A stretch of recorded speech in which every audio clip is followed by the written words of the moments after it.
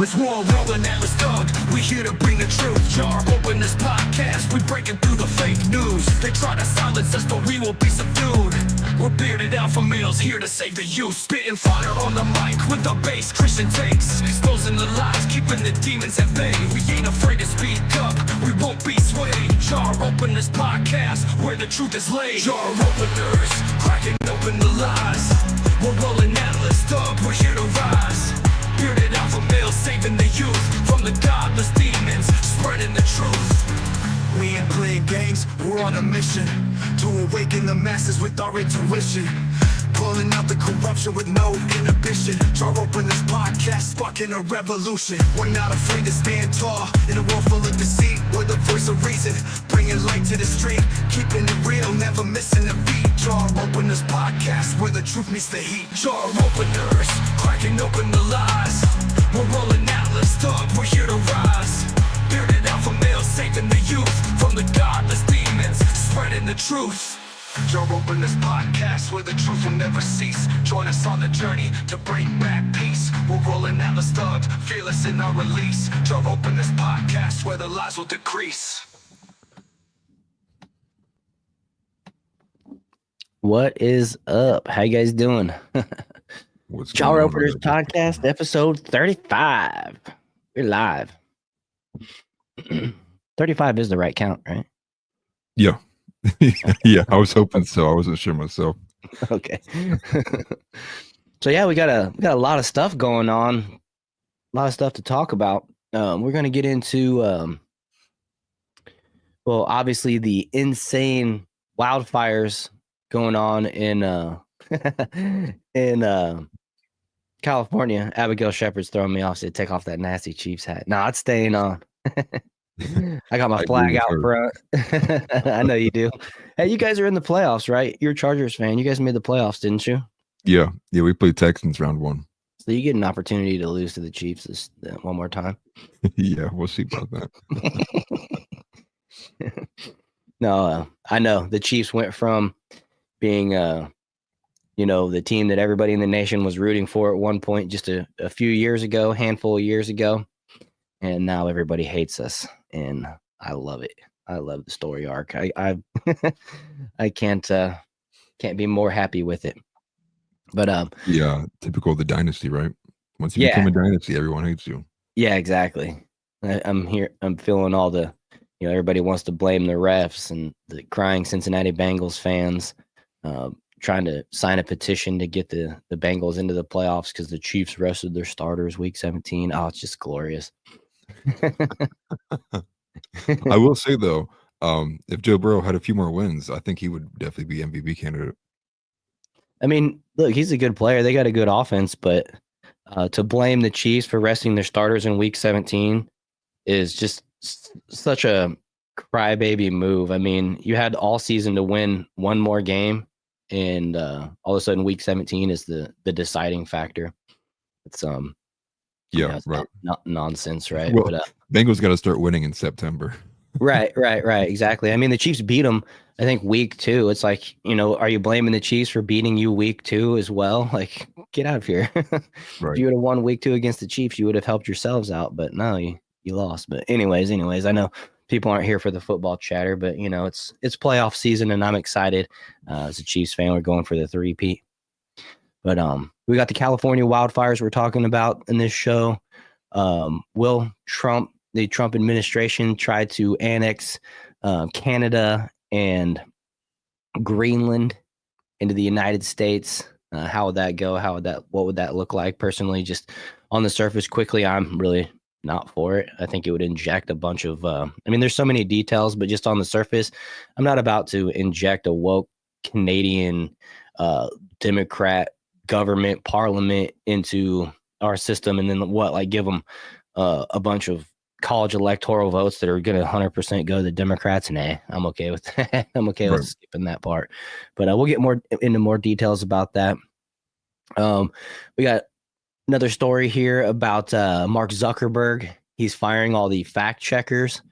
apparently on Facebook, or Meta, I should call it. I don't know. It's stupid. It's just always going to be Facebook in my opinion. But he's apparently firing the fact checkers, and there's a lot of people out there that are seeing this differently than I'm seeing it.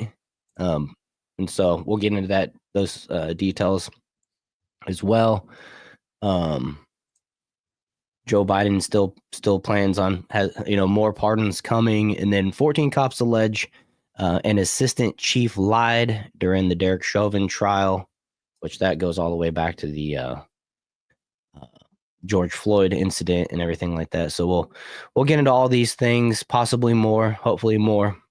It's good to see Abigail and Angry Yeti in chat, and I will remind everybody, if you're watching on YouTube, we're both broadcasting to our own channels. So you can find me at America First TV. And if you're watching over there, we're trying to get Atlas to 1,000 subs on his channel.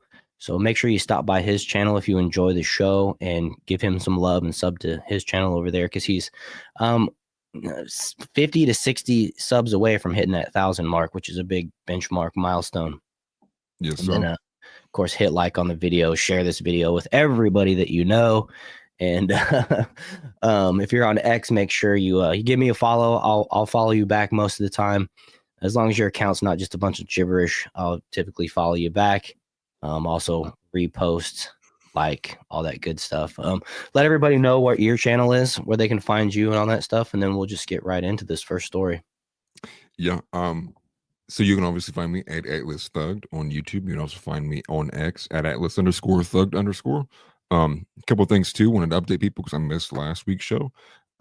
YouTube did reinstate me, so my channel is back to being monetized again.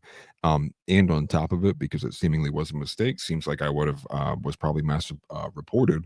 They gave me memberships. So later on during the stream, I will probably do some of the 5 gifts, send out 5 gifts that I have this month out of the 10 that I can send out to people.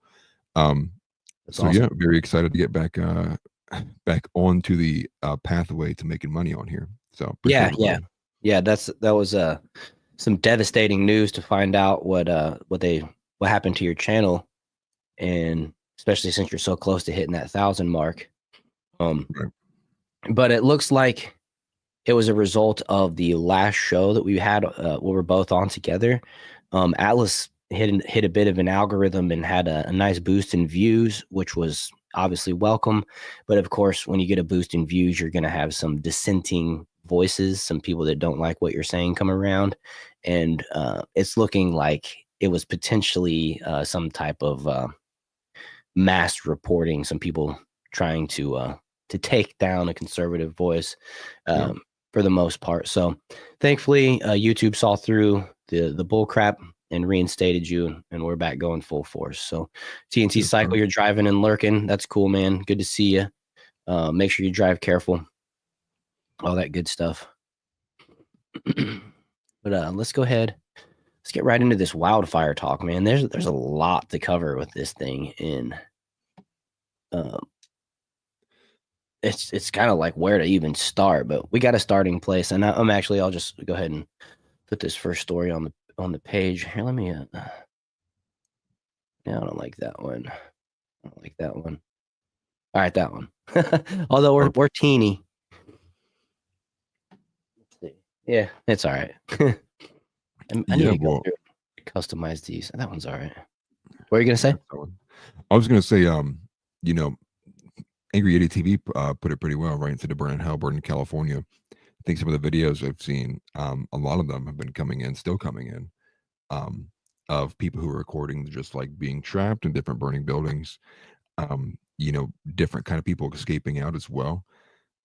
There's a lot of different smaller news pieces that come with this too. A lot of kind of very scummy kind of things that happened, either before the fact or happening currently. Some of that stuff involving like fire insurance as well. Yeah. But just a terrifying sight to see. I think, one of my first thoughts was it makes me think to the symbology we saw on New Year's Day, or New Year's Eve, I should say, when all those 3 Capitol buildings were struck with lightning in the New York State building, Oh, yeah. Yeah, the Empire State Building, forgive me. And then to follow it up, then we had like the Cybertruck blow up in front of the Trump Tower. Hmm. And then there's a crazy still shot that we have in here, and if it's not in the outline, I have it saved and bookmarked. That is like, it looks like a scene from a movie, and a couple of these look like scenes from a movie.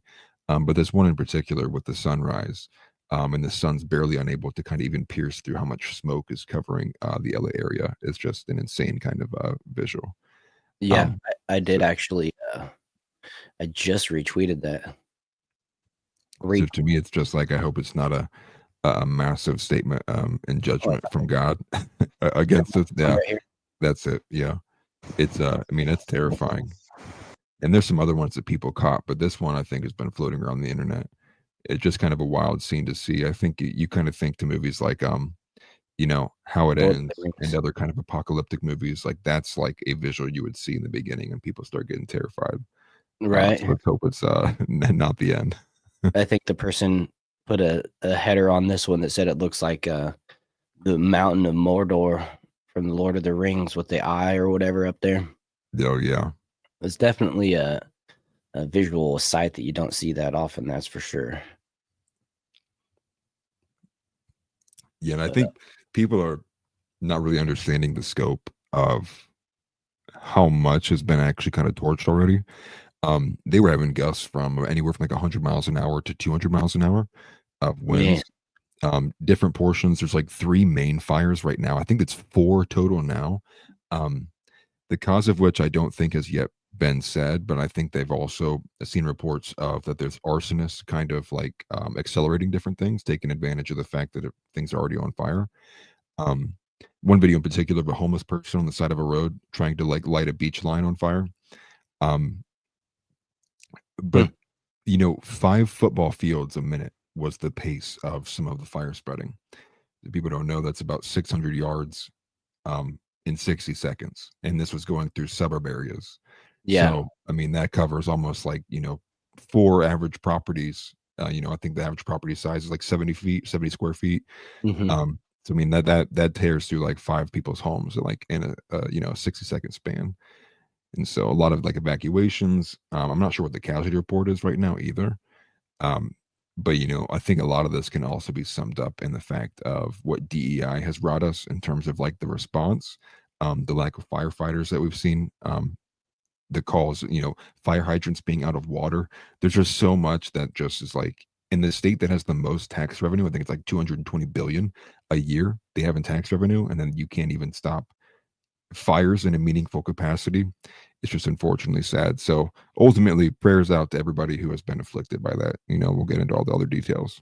yeah, yeah. I got into it today on my group chat with the resident Democrat in the group that I refer to regularly, and I just was trying to get him to admit that you know this is Gavin Newsom's fault. No, I'm not saying Gavin Newsom started the fire, but I'm saying the fact that this is an annual thing at this point, right? Wildfires in California happen annually this time of year. It's pretty much inevitable. It's like the hurricanes are going to hit Florida in September every year, right?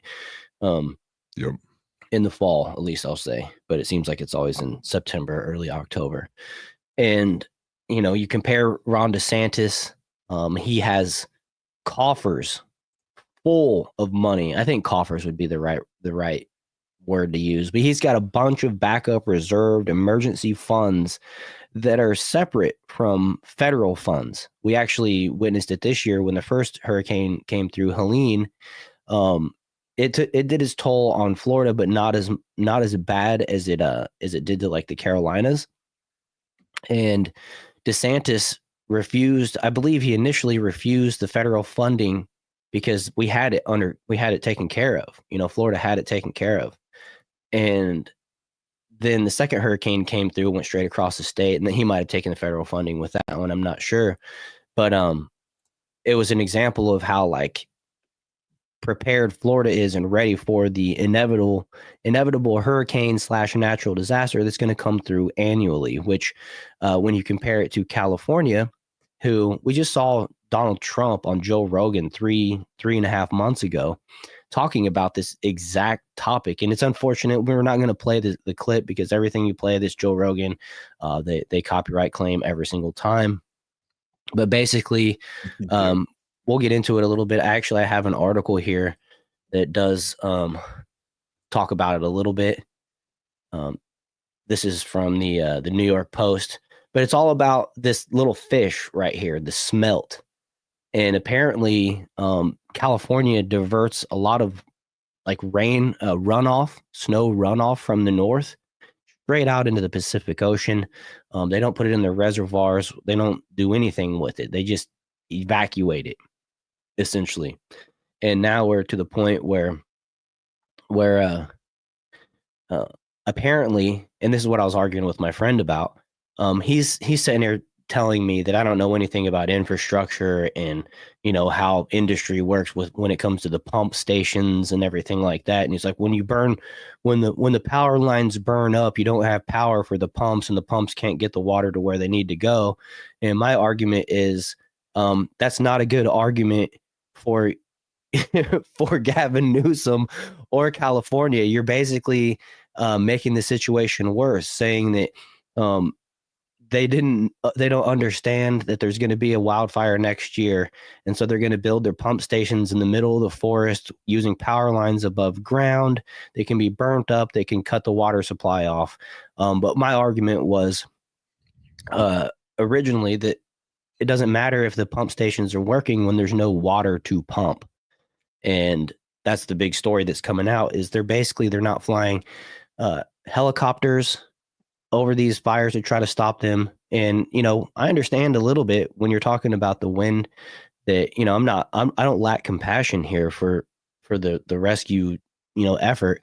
When you're talking about fire and moving at the speeds that you were describing earlier, where do you even start? Where do you begin to put out that fire? But one thing's for sure, you definitely got to have water, right? You got to have water to at least to start. And so they're not even dropping helicopter loads of water, which is something we're all familiar with. And the fire department teams aren't allowed to go out there and do anything with the fire hydrants because apparently the fire hydrants don't have water. So whether it be a pump station thing, lack of water thing, it all amounts to bad Democrat policies, bad leadership. And going back to Donald Trump's Joe Rogan interview, he explained how he had a proposal written up, done. It just required Gavin Newsom's signature to bring that water from the north into the areas that need it. Because he was actually talking about farmland. And he's like, why is there Trump's question was, we're driving past these beautiful farms, but everything is dirt, is brown and dead, besides like a little corner of the farm where it's real green and lush. And they're like, well, that's the only area that we can keep alive with the allotment of water that we have. If we had more water, we could grow bigger farms. And, which is a whole nother thing. Like, why aren't you think if nothing else, the farms should be able to produce, use the water to produce food for Americans. But, Right. that's besides the point. And so he had this whole proposal and Gavin Newsom didn't sign it. And then, Trump being a busy man, he was the first president in his first term. You can't just dwell on things like that. You put it together and then you leave it to the governor to sign or not sign. And then that's it. It's not like a negotiation. And, and it all revolved around Gavin Newsom wanting to protect this fish, apparently. And that's the Democrats for you. And they would rather all your houses burned down in a wildfire and all the death and chaos and everything like that so they can protect a minnow, right? I mean, I'm all for conserving, protecting wildlife, but, to what degree? To what degree? Well, this is why I think ultimately we do need to entertain the idea. Everyone at this point understands, as most people who are at least on shallow level politics understand that there's a large difference between like city and rural politics. So I Yeah. think these states that encompass just such large, different kind of demographics, we do need to entertain the reality that I believe the greater Idaho project, and then Yeah. the state of Jefferson. I think were like the two recent state proposals, some of which I believe Jefferson in particular was the one that would have merged Northern California with pieces of Oregon and another near neighboring state. Forgive me, my geography is a little off. But when you see things like this, um, that it becomes a level of politics that play into the fact that now it is touching how we're going to handle critical crisis disaster relief aid. um, it becomes a question of like, okay, like it's gotten to the point where not only do you these people not feel like they're being represented, but it's now affected the fact of their emergency services are almost like worthless. Right. And you also think of it too, especially if you're thinking it from like a more pragmatic standpoint, you're obviously going to have a lot more higher density of firefighter groups closer to the city. And so if there is an abundance of this happening, they're obviously going to take care of those areas first. They're going to take care of like the higher dense population areas first. That's where the most of the aid's going to go to. So then that leaves the people who are, sparser and fewer and far between, further away from the higher dense areas, to be the ones that have to fend for themselves. Um, and this also touches in on what we'll get to with like the insurance cancellations happening with this too. Yeah. But the house brings up a good point as well. There's another layer on top of everything, which is that the LA chief here, is a lesbian fire chief. Um, I would argue again, I don't think that that's a position that should be fulfilled by a woman. But it's one of the easiest things you can point to in a crisis time that has a very bad response. And you look at who's leading the charge and you go like, oh, of course it is. I think that's the point we've gotten to, right? It's just like, oh, of course it's a woman who was put in there like 5 months ago to appease the DEI crowd. Right. And And it's there's a not great meme. I was just gonna say there's a great meme, and one of the funniest memes I've ever seen, which is it's the one where it's the guy in the corner and there's a party going on, and the guy in the corner says something along the lines of like, they don't know I'm. But in this one, it said, they don't know I'm a lesbian fire chief. And then everyone else in the party was like on fire. And they're like, please, someone help us. We don't even care. And it was like, just again, pointing at the fact that it's this virtue signaling that is reigns supreme over the most pragmatic sense of like meritocracy, putting the best person in the best position. right. And it's completely fair to in this type of situation, an emergency disaster, look at the leaders that are in charge of handling the emergency responses or whatever response or whatever scenario. We always look to the leaders. So for calling her out as the DEI hire or whatever you want to do, which I would probably argue might have some weight in this scenario. We know California and the Democrats like to check boxes, don't necessarily hire based on merit, and it's a fair thing to include in the assessment is what I'm getting at. It's not unfair. We're not targeting the LGBTQ because of that. It's literally when an NFL team plays bad, we fire the head coach. We look to the head coach first. That type of scenario. And it just literally it it's on every level of business and life across the board. So Well, I think one of the standout examples, as much as I might not agree with Tim Pool on a lot of things, he'll even take the position of like, if I'm in a burning building and like a pillar lands on my leg and I need help, and the first person that kicks my door down to come and save me and carry me down 4 flights of stairs is a lesbian woman, you're going to be like, oh, dude, I'm dead. We're all dying. right, That's just kind of like that. 150-pound, 120-pound lesbian woman. It's just like, oh shit. Right. It's like, I'm done. You gotta walk. want to see like the big, like, 6'2" Forrest Whitaker looking, like, just comes in, like, he's like, who needs saved, like running in. It's like, oh, look, oh my gosh, we're saved. Yeah, like, oh, thank God, an angel. Yeah, no, exactly. And it's not even, hey, yeah, you're right. It has nothing really to do with even like the sexual orientation. This is more so like a female being in a position that's, it's just in the most even basic of senses, it's like that's not who you think should be leading and coordinating these people, especially because you would imagine that she's going to be involved too at some point as well and physically helping, but Right. also in terms of like the leadership position, right? It's like, and you said it best too, the top dog is who's going to get looked at first, right? It's like when a Yeah. country's failing, they look at who's president, right? Same thing with Right. what you said with the NFL team. It's just Yeah. like the Or like easiest point to look at. Or like the Secret Service.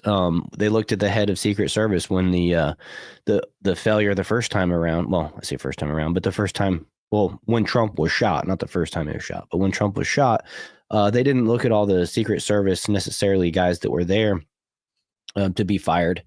They wanted the head of Secret Service to be accountable for the scenario, the leadership, and so.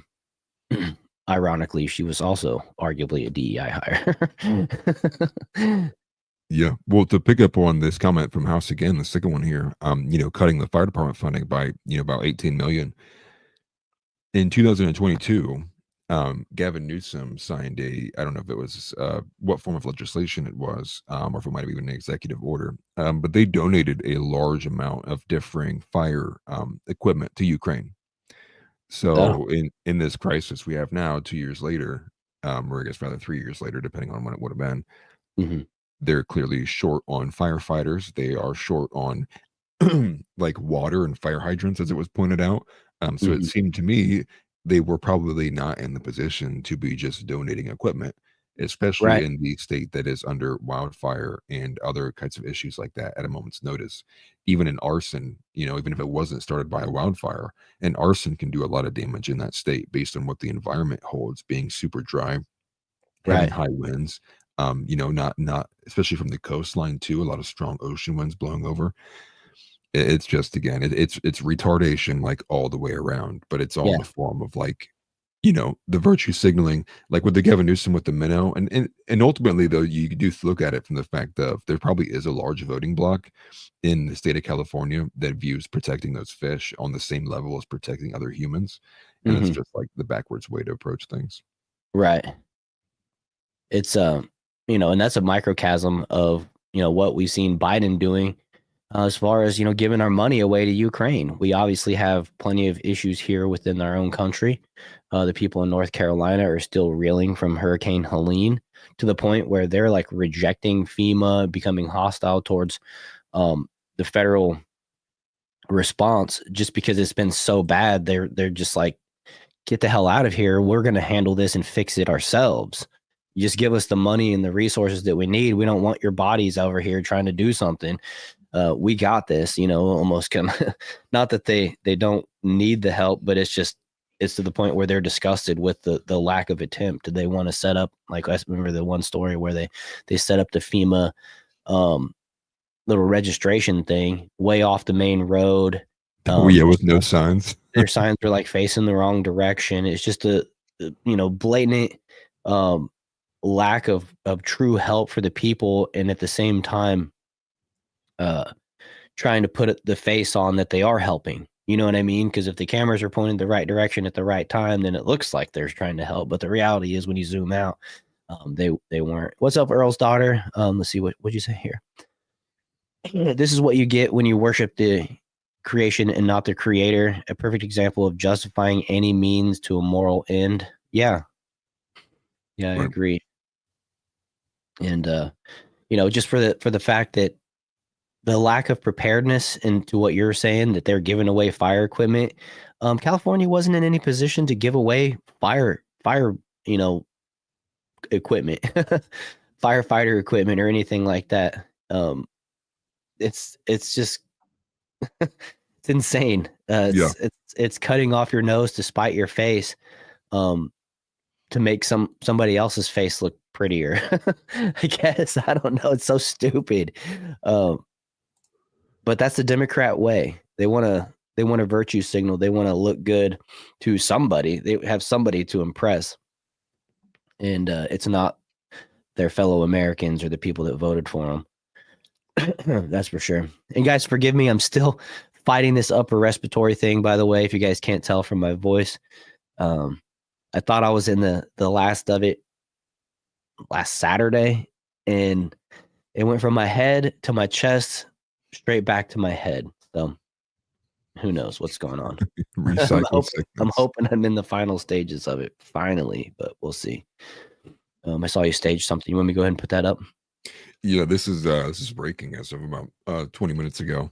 This is Okay. from Nick Sortor. It says about 300,000 people are under mandatory evacuation in LA, which is a 300% increase since this morning.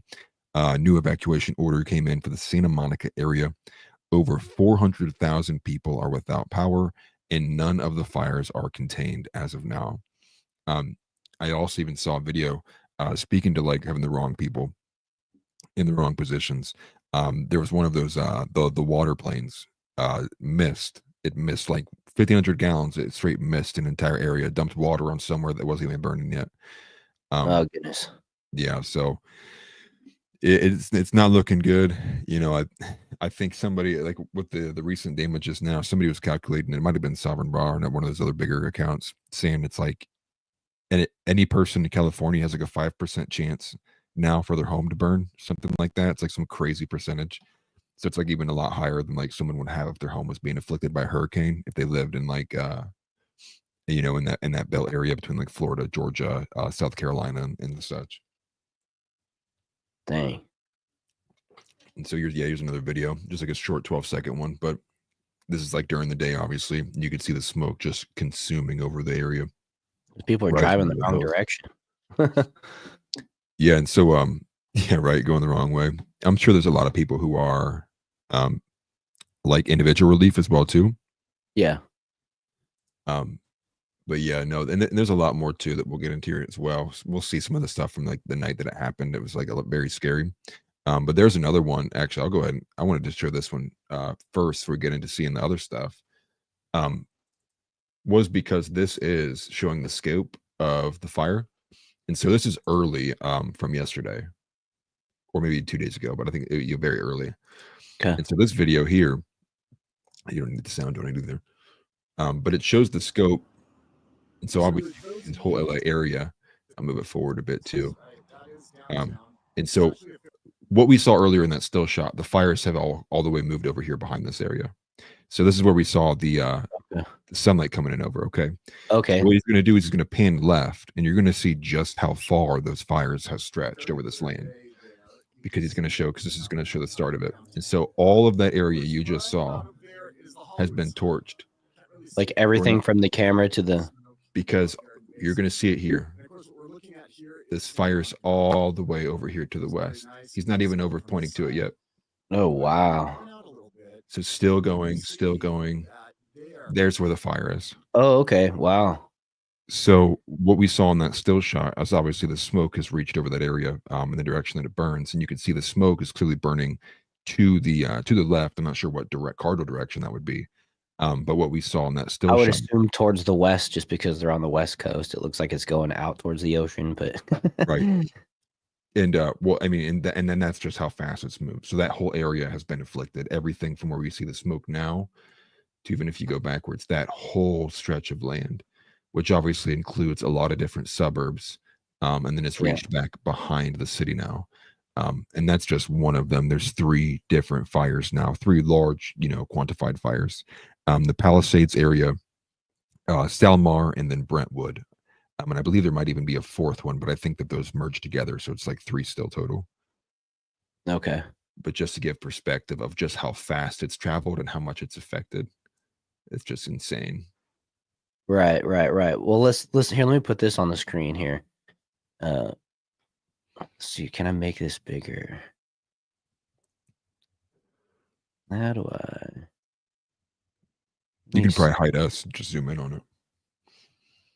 Yeah. We'll just do that. Give me 1 second. I tried to make that go full screen earlier, but this doesn't want to go full screen. It wants to show the page 6 thing over there, which whatever. But I'm assuming, let's see. This is Calabasas.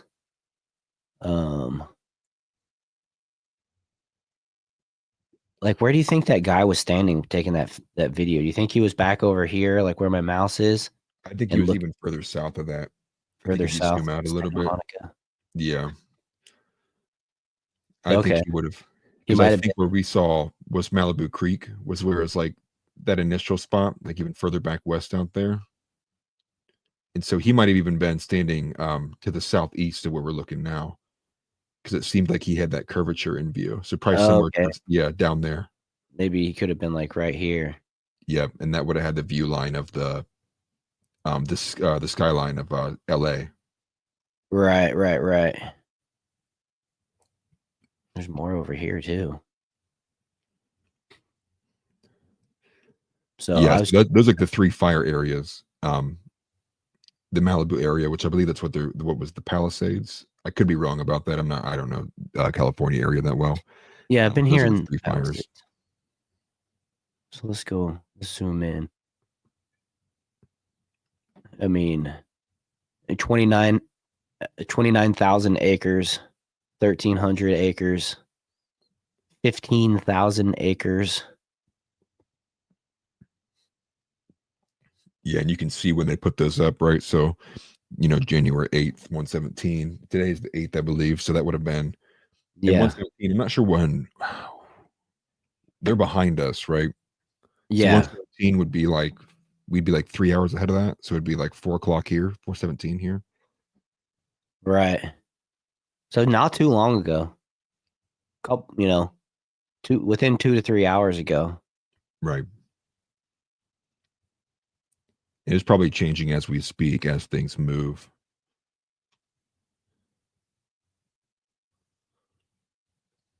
Let's see. Let's go back to this. Play Yes, that a that's little the bit. west side. So it looks like the way he's looking at it, he's got the view of the LA skyline over here. So that looks about right, right? You see the curvature in the coast here, Yeah, pause it right there. right here. Go like right there. Yeah. Keep it right there for a second.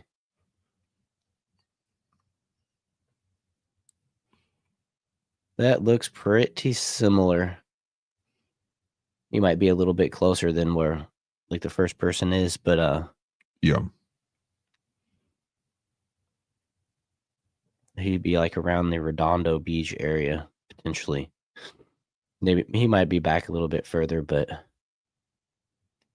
that gives us a good perspective of where, like, he's pretty far away, and to see that burn so fast is Right. pretty incredible. And I think I have another wide shot. Take a look at this one. So this was from yesterday at 8:20. So you can see that there. I'm not sure if we can see any like landmarks here. Yeah, this looks much closer. The biggest landmark that I can tell is that mountain back there. Yeah. She's definitely a lot closer to where it's actually was hitting. But I mean, just covering the whole area. I mean, that's intense. Yeah. It reminds me of what we saw in Maui. Yeah. Right. High winds, the fire spreads so fast and hot. Uh, conspiracy theories aside and everything like that. I mean, Yeah, the laser weapons. right. Which I got another buddy in my group chat that keeps talking about the dew. It was the dews. The direct Oh yeah, energy. direct energy weapons. Yeah. The one thing that I do like I'll the check. thing that no, you're good. Yeah, you closed it. But the thing that kind of gets me is apparently they haven't had like a rainstorm in, don't quote me, I think I read 10 months. And so if it hasn't been raining, there hasn't been rainstorms, it suggests to me that this wasn't like lightning that started it. It's of course fire is a natural disaster. But I was having part of the conversation I was having in the group chat, which I'm sorry I keep referring to it, but it was just something that we recently were going back and forth, was that is it really a natural disaster if it was potentially started by a person? Like what phase does it become a natural, like, you know what I'm saying? It's not like a hurricane that just blows through and it's weather. If somebody, like you said in the beginning, there's videos of people apparently trying to start fires, and that's always kind of a rumor every year when we go through this, is that these fires were started. There's people seen trying to start them, that type of thing. Yeah. is it a natural disaster? It turns into a natural disaster, I guess, or is it really just an arson crime that's so huge, like, you know? Right. Well, you'll get a lot of times when that's happened. It's happened, I think, almost every single time we've had large wildfires in California. Is that arsonists will take advantage of the moment, knowing that Right. there's a good chance that because it's so much is going on, they can go out and set fires nearby, and it's probably going to be swept away, and then accelerate things before anyone has an idea of what's going on. It's not going. It's going to be harder to trace them. Um, and and that goes with another side thing that that's been happening with this too. There were a lot of mass reports that while these fires were coming to the suburban areas and businesses, that looting was happening Hmm. during the fires while they were going on. They didn't even have enough police that could respond. Homes were getting looted, businesses were getting robbed, and so while you have all these people kind of fleeing for their lives, you have others and taking advantage of it and busting into homes that have been evacuated to steal things. Crazy. Right. Which dangerous in itself. I mean, we saw that fire. You guys might not have seen it. Let's go ahead and let's share that one. If here it is. This one was posted by Drew Hernandez. Or I'm not sure if he was the original poster, but this is of one of the wildfires, and this is two guys and their dog stuck inside of the house. Basically, at this point, there's no getting out. They can't open a window. There's no grabbing a hose. It's Right. pretty scary. I'm sure the air they're breathing is fairly dangerous to breathe, even being inside. There's no like pumping fresh air in from outside at this point. And you can just see the wind. You can see at some point it almost looks like there might be water that's like pouring over this house, but I'm not sure if that's just kind of like sparks. See that right there on the window? I think that's just sparks coming down. I thought for a second that Or just some kind of ash from other ash, things being burnt yeah, nearby. ash. Well, probably part of the reason why they're not like fleeing, could also be the fact of they might, if there's some kind of like, one of these commenters is saying they had a fire repellent system. But Okay. even if there wasn't, if there was somebody nearby spraying the house down, they're probably just like staying inside. I'm not sure even if they own the audio, you might even be able to catch because I didn't listen with audio on this. I did, and um, one guy tells the other guy pretty much all you hear is stay inside, don't open a window. We can play it. I think it starts like around the middle. He doesn't say anything.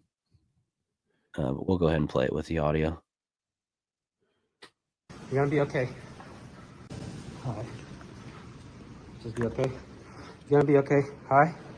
You're gonna be okay. Oh shit. Yeah, don't worry about that, dude. Look at that. Oh shit.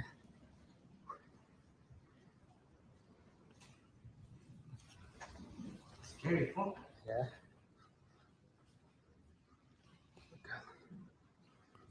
The plastic is gone, dude. Yeah. Fuck. Okay. I mean, that is scary right there.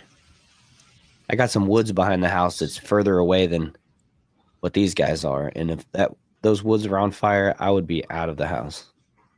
So Yeah, it seems almost too silent. I was curious if we would be able to pick up like somebody on a megaphone, like outside the home or something, like giving out orders. No, I mean, don't that's open the window. Don't open. see right here. He's Don't saying, open "Don't anything. open the windows." Just stay over here. Nice little orchid right there.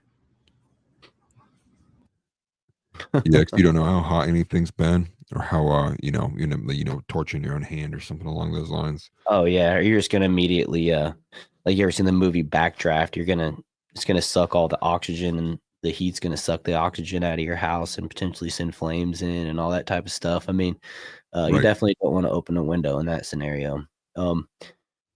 Travis said the story is that the house had a fire repellent system. Man, that's a lot of faith in a fire repellent system to stay in it in that type of scenario. I'm sure, it's probably a brick house or a concrete poured house, maybe something like that. But boy, that's just it made tile roof. It's all assumptions, but um, I don't think I could have that type of faith.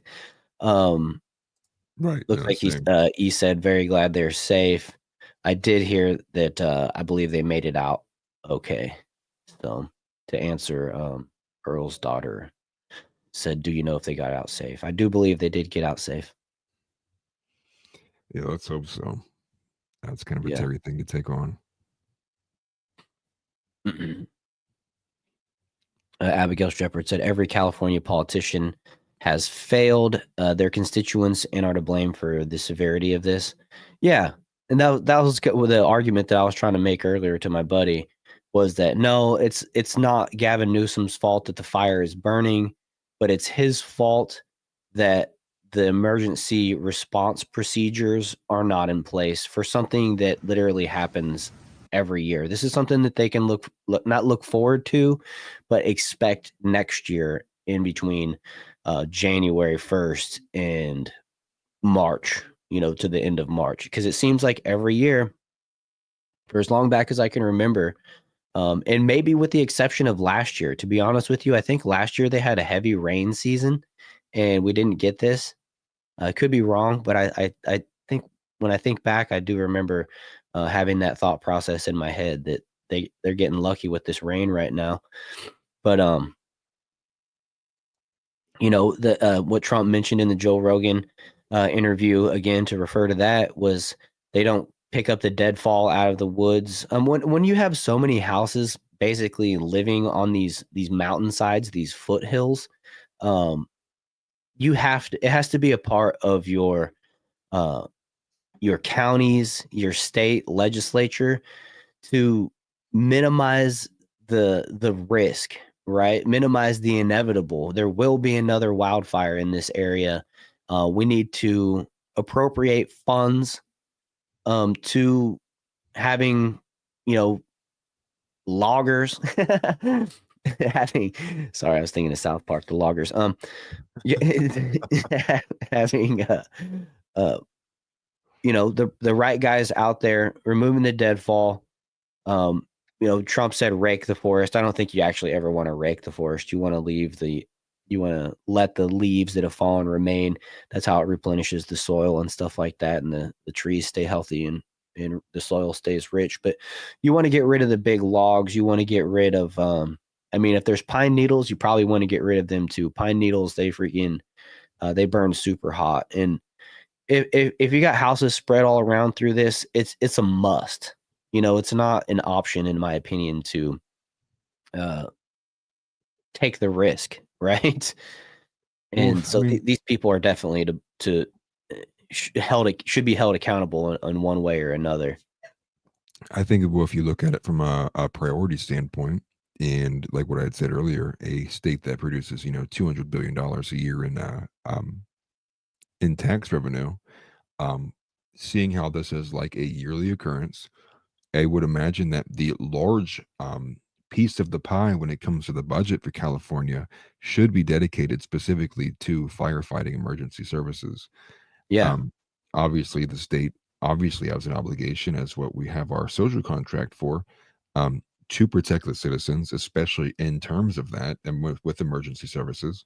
Obviously, a lot of that stuff is outsourced, right? It's not like you can, the average person, the legality of it as well. You can own your own, squad car or firefighter truck, or own a, however many uh, pressure per water or milliliter, whatever that term is, fire hose attached to their trucks. Mm-hmm. It's obvious that it should be the main concern for California, beyond, the National Guard and having other kind of security measures in place. But again, politics plays a role in this. Their priorities are all social culture, degenerate garbage. And so this is what you get as a result. So when S hits the fan, this is what we have to look at. So Yeah. Prayers out to everybody over there in California. Yeah. 100%. And I think a lot of this too, the worst aspect about it, when you think about like the looting, and businesses being broken into, people taking advantage of all of the chaos that's going on. One of the results of having everybody be atomized and nobody kind of really helping or caring for their neighbor anymore, rather having a bit more of like a animosity towards your neighbor, not knowing, who they are, how they are, not talking to your neighbor, you're less inclined to help out. And so essentially when stuff like this happens, you're completely on your own. It's like, it's me over everyone else. Yeah. And so that extends itself to even other circumstances that people can get damaged by, kind of like second level consequences. Say like all of a sudden this happens, but your car was in the shop and you weren't going to get it back until later. Well, now it's like you have nothing. You have to like flee on foot. What's the chances of getting one of your neighbors to help take you? All of those other things that kind of like add up on a large scale of causing, ultimately further loss of life and other different complications you wouldn't otherwise expect. Yeah. Yeah, definitely. Look at this one. This is folks walking their horses out of the area. Some reporter trying to get in their face to ask them questions. Oh man. Right. Well, if you see that second line there, it says many other horses have been set free in order to save their lives. Obviously, Right. probably only one person can hitch up a horse at a time. And so maybe Yeah. people probably have a lot more horses than that. And you just got to go run open, cut the fence down, shoo them out of there, and just like, and hope they make it. Right.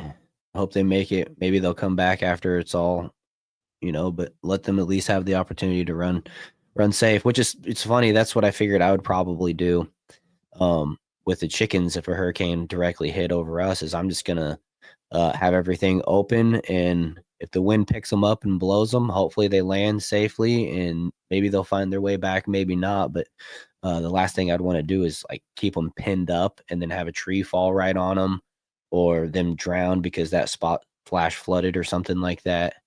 Let them at least kind of flee for their lives and trust their instincts rather than having them pinned up.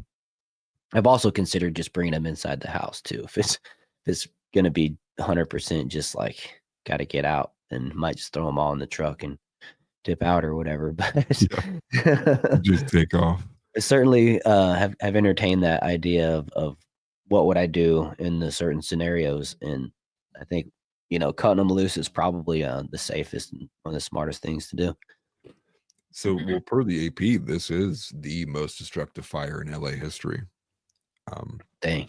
And, seeing how it seems that it's not going to be stopping anytime soon, it's probably going to blow the previous competitor out of the water. And I know one of the first things you said too is how Trump kind of pointed that during the Joe Rogan interview. Again, it once again falls on to the burden falls onto these people who Yeah. were elected. Obviously, I think most people in California politics are elected for any other reason besides basic human safety. And this is the result.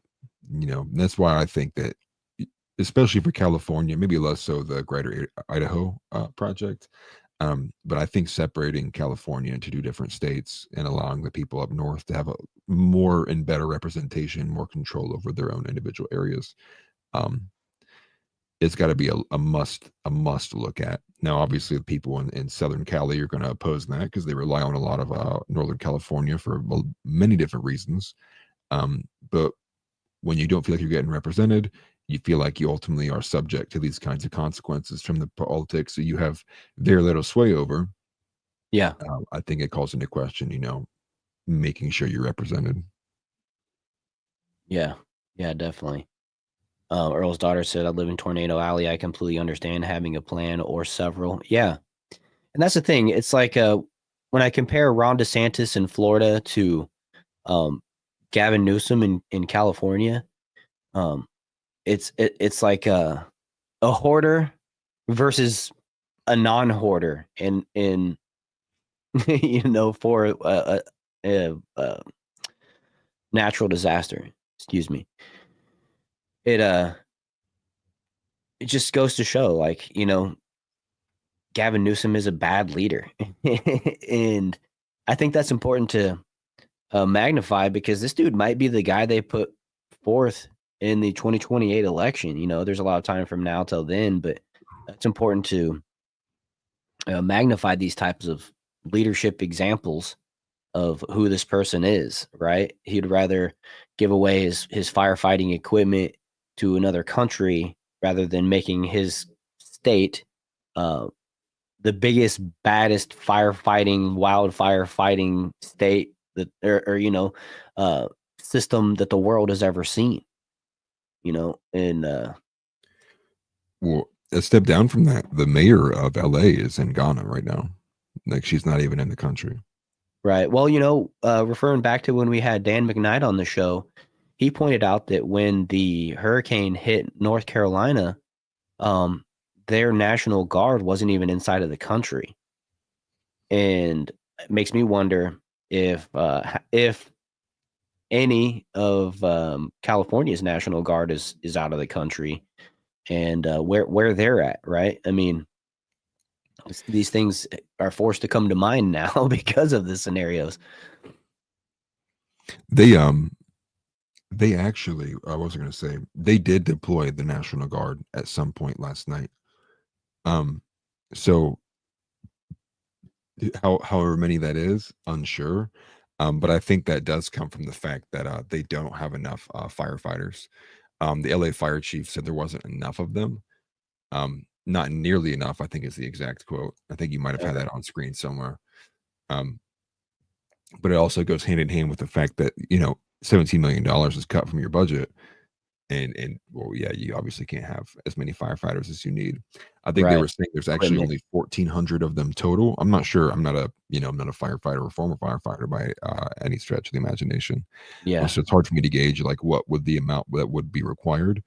Right. But if 1,400 is not enough or not nearly enough, why was $17 million cut from the budget, and why are there not more firefighters? In especially because we're looking at this is a recurring thing. Like this is commonly happens. It's just, man, it's hard to even this is like an angering kind of sentiment now too. It's like these people are just very despicable individuals. Like Gavin Newsom is scum. Yeah. That goes hand in hand with the mayor as well too. Yeah. House says the mayor was back and refused to answer any questions. I mean, like she just needs to not show her face at all. Yeah. It's gonna probably be a pretty short term for her when this gets settled, and people kind of get a better idea of like why there was such a poor response. Also, I do see that from TNT. Had to search me by name for tonight. That sucks. Yeah, that does suck. Glad you found me though. Yeah, I don't think my notifications went out either. Doesn't look like it. Well, That's a bummer. That's why I set that thing up in the Discord. I hope that you set that up for yourself too. I did. Let's see how it worked. There's Chris's stream. And yeah, there's mine and there's yours. Okay, so it worked for all three of us. Perfect. Okay, cool. I like that little system because I can see your thumbnail too. I thought mine was pretty good tonight. That picture of Gavin Newsom, enemy of the state, standing there with like it has his height and stuff. I kind of cut off part of it, but I'll have to look it up. Hold on. Yeah, I found that bot and was messing with him. yeah, that's cool. Okay, yeah, cool. I like that. I was trying to get an AI generative image of Gavin Newsom like staring with like you could see fire like in the reflection of his eyes, like he was just like looking at California burning. Oh yeah, Couldn't get a good one though, so I just settled on the one that I had. yeah. I almost took a screenshot of him in. Is it this video? Let me see. I gotta refresh it. No, not this one. It'd be this one. See that right there? This is a video of him, but it's like of him from the behind. Oh, you guys can't see. Yeah, looking at the fire. And so it's like, they won't even know who that is or what that is. But yeah, that's just him there watching the fire. There's a little video, actually. Oh, it keeps going down, jumping down to that map. Well, to make you even more mad, apparently the 17 million. Yeah, he's getting this nice publicity here. Right, he's always there for the photo op. Yeah, why don't you go pick up a bucket and get out of here, dude? Go over there. Or just go somewhere that is safe. Like the wind changes directions and all of a sudden he's like in an emergency rescue situation. It's just be a better leader by example. Come on now. I mean, I preached on the channel for its existence that I like leaders that, lead by example. And these dude's Yeah. examples are trash. Yeah. Well, leaders lead from the front, bosses lead from behind. Right, exactly. Here's a story actually. LA Mayor Karen Bass cut fire department funding by 17.6 million. It keeps jumping down every single one of these to that. It's like, look at the map. It did automatically. It didn't even do anything. Turn the city in months before wildfires turned the city into hellscape. Yeah, Nick Swartzworth is saying that 17 million was actually redirected to fund illegals and the homeless industrial complex. Wow. What's this? Budget increases and decreases. So the green's the budget increase, and then the decreases are in the red. So the fire is down there. Second largest budget cut there. It's circled in red. Ooh, I see that. Yeah, dang. I can't see what the number one is. The font's a little small. The number one is police. They actually funded a bunch of police, 126 million. But number two is libraries at 14.6 million, housing at 10.7, city attorney at 10 million. Let me actually. Interesting. It's probably going to, it's still going to be kind of hard to read. But still, the fire cut by 17.6. I mean, there it is right there. Street services, 21.4 million. Sanitation, 15.1 took a hit. These are all negatives. General services, information technology, public works. They all kind of go hand in hand too. Like city administrative office. You think the city administrative offices or officers, where's their, I wonder if they have it on here. No, they don't. Cannabis regulation got plus 1.8. Who are the guys that enforce, like, they'll give you, the game wardens and stuff like that? What are their, that would be Parks and Rec, right? Yeah, I was going to say, I think so. Where's that at? I bet it's in the cut. Recreation and parks, no, plus 8.7. I don't know. So, I mean, somewhere in here, people just completely, dropped the ball when it came to maintaining the forests. You know what I'm saying? And it's not like a new thing. It's not like, oh, now we know. It's a very common idea. Other countries do clean up their forests to prevent things like this from happening. So it's TNTU said, what about the poop patrol? I'm sure that's in the street services, which took a $21.4 million hit. Underneath fire, 15.1. Sanitation, 15.1, and street services. Yeah. I mean, the poop patrol apparently took a hit. Yeah. More. Yeah, while the mayor's on vacation too. Right. Animal services. Sorry, I'm on my break. Yeah. Incredible. But then the fire hydrants being out of water. Like that part's insane. Here it is. Amid reports the fire hydrants have run dry as firefighters battle the flames. Caruso said Bass was directly to blame and called her out for being literally absent while the city burned. Excuse me. I think you start asking, why don't you call the mayor who was out of the country and ask her, get an answer from her. As the flames kicked up on Tuesday and exploded overnight into Wednesday, Bass was 7,400 miles away in Ghana, where she was celebrating the inauguration of President John, whatever. Yeah, immediately get fired, dude. They should have came back and they just handed a resignation and be like, we picked someone else while you were gone. She's go home. On a taxpayer-funded trip to Africa as part of the Biden administration presidential delegation, while our city is burning to the ground, wrote America First Works President Ashley Hayek on X. Man. They should have revoked her passport while she's over there. Yeah, don't come back. Bass finally returned to Los Angeles Wednesday, where she met the California Governor Gavin Newsom amid the torched rubble as flames still burned uncontained across the city. So she came home and asked, "So what's going on?" So that map right there shows around 5,000 acres being burnt, and we're at 15,000 now. Yeah. Well, this is the Hearst fire, says 505, Eaton fire 2,200, Palisades fire 2,900 acres, and this one was the one that we were looking at earlier, and it's like gone all the way across, I think, into Beverly Hills ish, Yeah. which is why they're probably keep directing us to that interactive map. Where's it at? Right here. Yeah. And I was in Santa Monica a couple years ago. I've never been to California. Yeah, I was in LA, Santa Monica. I've been to the Hollywood sign. I actually trespassed to the Hollywood sign. Don't extradite me to California. In a video game. Yeah, in a video game. And Okay, so it's not reached Beverly Hills yet. Okay. Yeah, but that's the Hollywood sign in that area, like that little hill you're seeing there. Like right in here, like above, off that highway. Well, I think closer to West Hollywood over there, actually, even to the east there.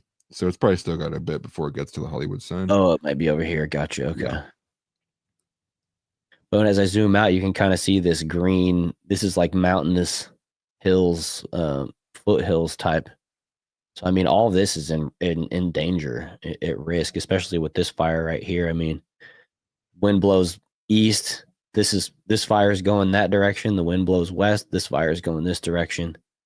It's almost kind of inevitable, scary, you know. Wild. Yeah. I don't expect it gets better anytime soon. No. You know, especially with the did you have that one? Yeah. That's about a 1.5-minute video too, but yeah. Completely being out of water. Yeah, let's go ahead and play this one. This is the one that fire hydrants are out of water because the county refused to refill the reservoirs. So I hope my friend is watching, because even if the pump station was down, because the power lines got burnt down. I mean, that was his theory, right?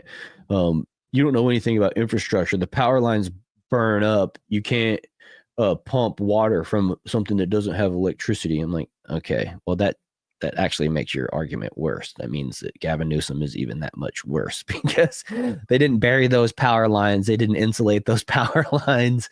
They built the water pump station in the middle of the woods where it could burn up. You know what I'm saying? It's just so completely like out of touch. Right. You'd think that they would all be in safeguarded places where that type of scenario couldn't even be present. And it's like, nope. It's just the reservoirs are out of water. So even if everything was up and functioning, you're still SOL. But here, let's play this clip. It's a Fox 11 clip here. But their hands have been tied, and they can't fight a fire without water and the resources that are needed. Everybody knew these winds were coming. The other question has to be, were all the things in place to try to, again, mitigate the damage here? But the real issue to me is twofold. We've had decades to go remove the brush in these hills that spread so quickly. And the second is, you got to have water. And my understanding is the reservoir was not refilled in time and in a timely manner to keep the hydrants going. So that's a failure, whether on DWP's part or another city agency. But this is basic stuff. This isn't high science here. And it's all about leadership and management that we're seeing a failure of. And all of these residents are paying the ultimate price for that. That was going to be my next question, is why isn't there water in the fire hydrants? That doesn't make any sense. You're right. That's a good question. And I think you should start asking, why don't you call the mayor who's out of the country and ask her and get an answer from her?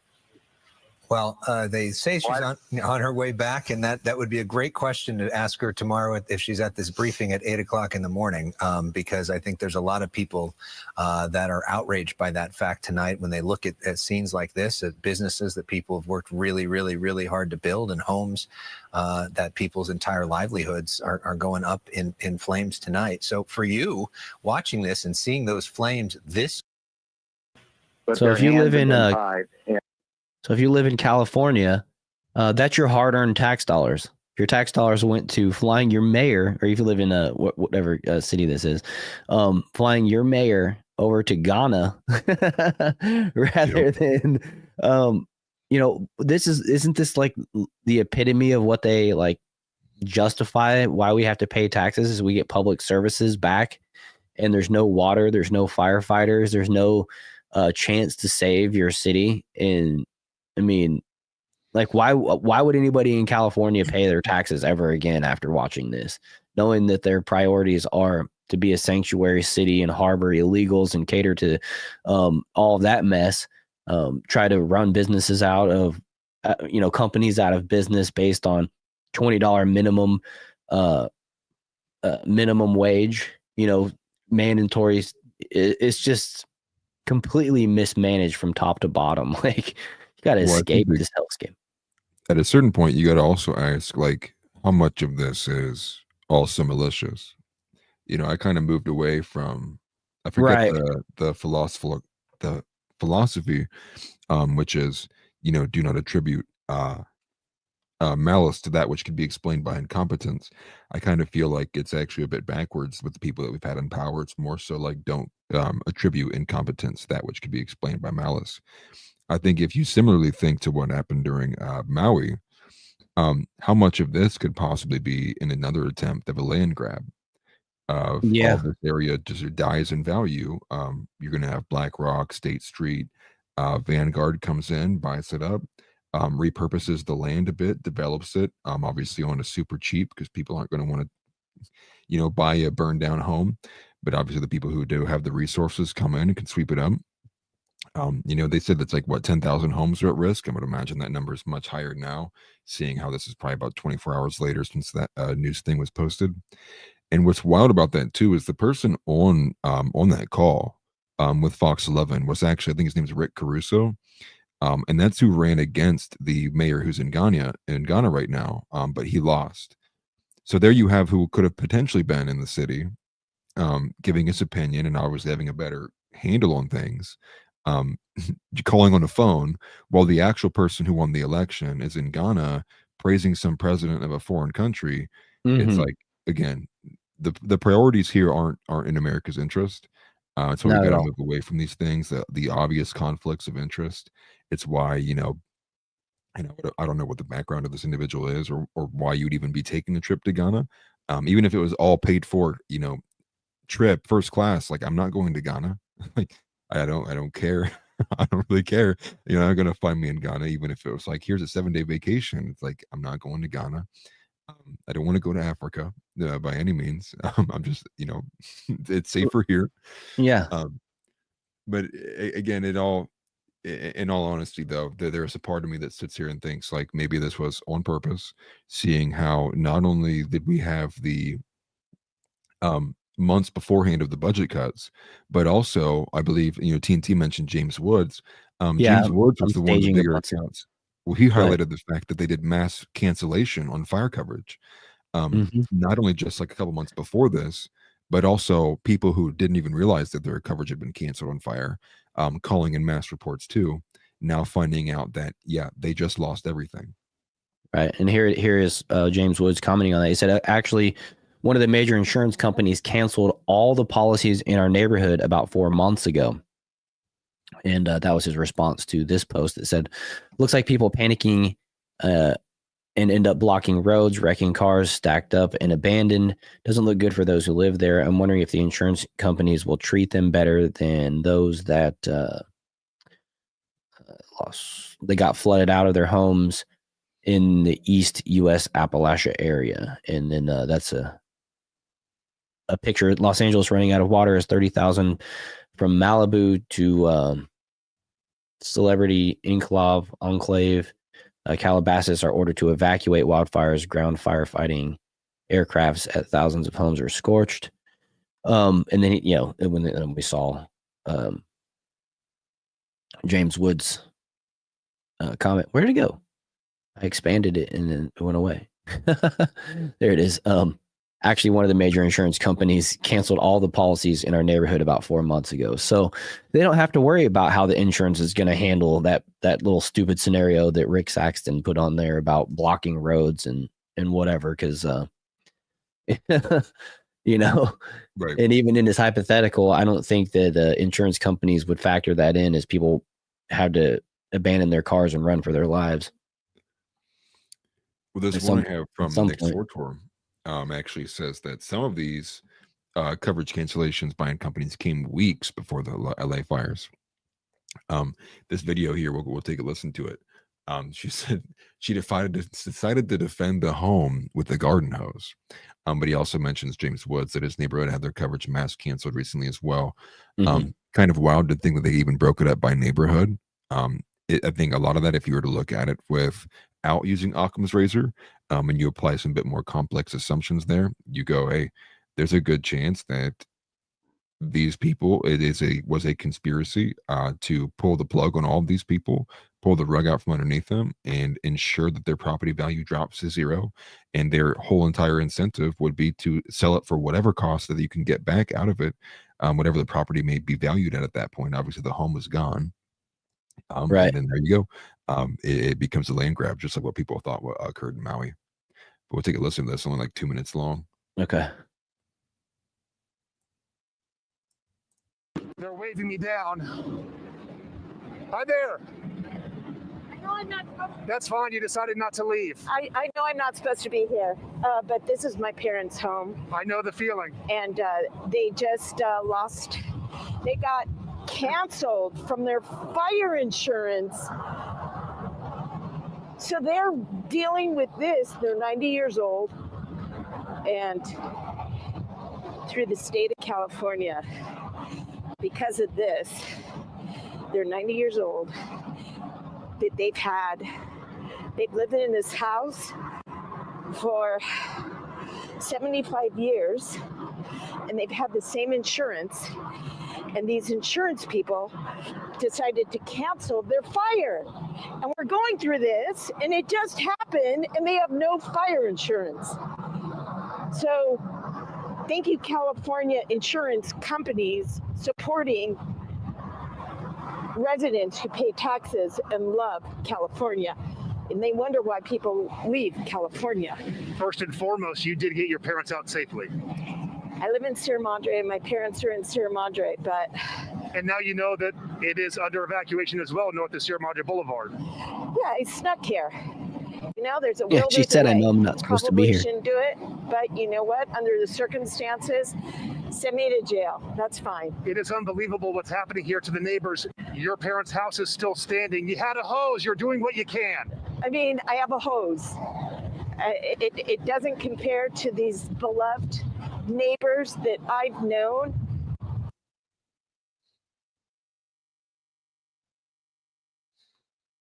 Yeah. So, you're okay. Yeah. So I was just gonna say, I lost it. Oh, I wanted to actually have you pause that there for a second. I'll go back to it. Yeah. Go back to just before that last line of questioning. She brought up something that I wanted to question. Send me to jail. That's fine. It I'll is go back further. unbelievable what's happening here to the neighbors. You're Under the circumstances, as well, north of Sierra Madre Boulevard. yeah, I snuck here. You know, there's Dang. a will, there's a way. Probably shouldn't do it, but you know what? Under the circumstances, send me to jail. That's fine. It is unbelievable what's happening here to the neighbors. Yeah. I'm completely drawing a blank on what I was gonna say. Well, I'm glad that she feels that way. You know, I think that's embodies a lot more of the American spirit than what you're going to see from any politician. Let alone like an evacuation order is always like listen to it at your own risk. That's how I'd feel about it. I think particularly if you know that there is a chance you could like do something or save something from an area, do it. But again, that's my bias on my take. It's not pure directed advice. But I mean, look at her. She took a chance. She went over there, defended her parents' home, especially if you know, like in the back of your head too, that they got their fire coverage canceled, and you know that it's like, well, if this house goes, they lose everything. My 90-year-old parents lose everything. And also think about it too from the perspective of I if they've remember had that now. house for a while, I would imagine that they've had insurance coverage in place for a while. It's not often that 90-year-olds go in to get signed up last minute. That then you see, oh yeah, I'm 85 years old. I'm actually just now going to apply after I've lived in this home for 30 years for extra fire coverage on the home. Like it generally never happens that way. Generally, it's always something taken care of way beforehand, Right. especially for somebody who works in insurance. It's generally from the moment that you actually finance the home or have a refinance is when you typically get signed up for insurance companies. That's Yeah, I the don't think time you where you're can going get to a get extra mortgage support. without having homeowners insurance. Right. And so, if they had something in place for 40 years, 30 years, 20 years, and it was like weeks ago, then it gets canceled.